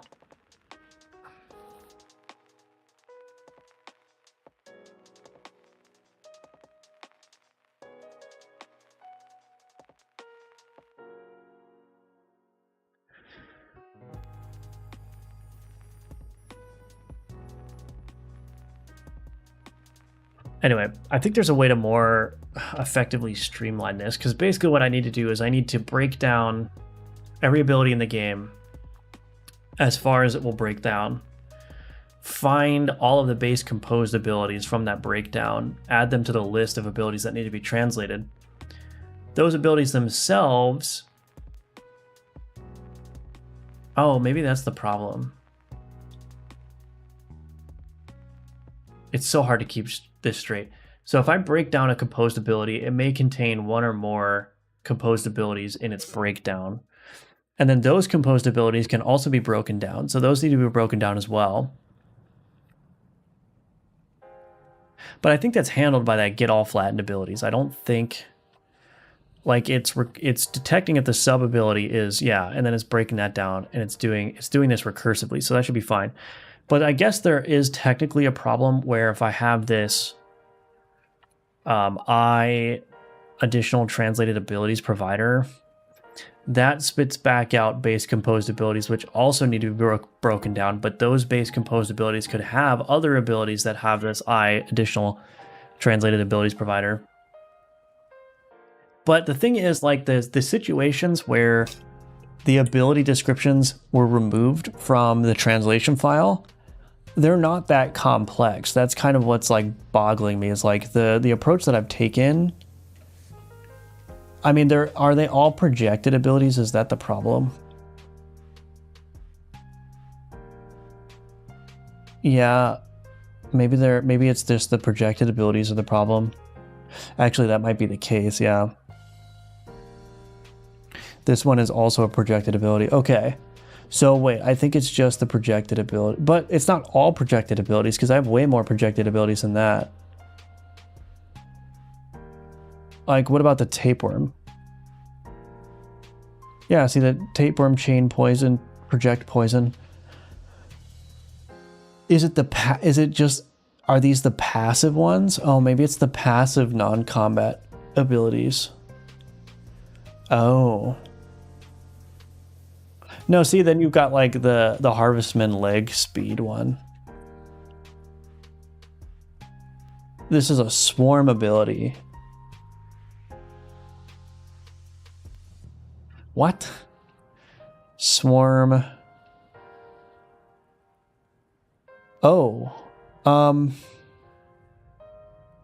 It's an eye composite ability. That should be fine. I have no idea. So me actually was, and my thing isn't bugged, yeah. Bought your course and learned a lot. Keep up the good work. Thank you, Jake Jones Gaming. Appreciate that. All right, well, I haven't eaten anything all day, and I've been streaming for almost 4 hours, so I'm going to take a break from this and go eat some lunch. I may stream later today, so keep an eye on the Discord if that happens. But yeah, I mean, I'm just kind of like not going to be doing anything super interesting for the next several weeks, because my sole focus is just getting everything polished up for the demo. The demo build is like the next major milestone, and that's happening relatively soon. So I'm just trying to get the demo build all good. That's going to be, so the streams are not going to be super entertaining this week. I apologize for that, but once the demo is out, once that's all good and settled and everything's fixed and good, then it's just going to be content train. Like, I'm going to be using the rest of the time to just stuff the game with as much content as possible. And reasonable, I should say, because I don't want to just add content for the sake of adding content. I want to add content as long as I have genuinely like new ideas for content. So anyway, that's going to be the plan. But yeah, in the meantime, the streams are not going to be super interesting. But yeah, you can wishlist Alchemy Mortis on Steam. If you wishlist, you will be notified when the demo goes live, so you'll be able to play it. Unfortunately, because it's a demo build, it will have less content than you're used to playing if you played the playtests, but you'll still be able to play the demo and give me your feedback on all the changes that I've made since the playtest if you want, or you can always wait until the game fully releases. And of course, I'll still be supporting the game after it releases as well, so if there are still problems with the game when it releases, I'm still going to work on it. I'm still going to make sure that everything is good to go. But anyway, that's it for the stream. Thank you all for watching. Thank you for your support. And I will see you in the next one. Bye-bye for now.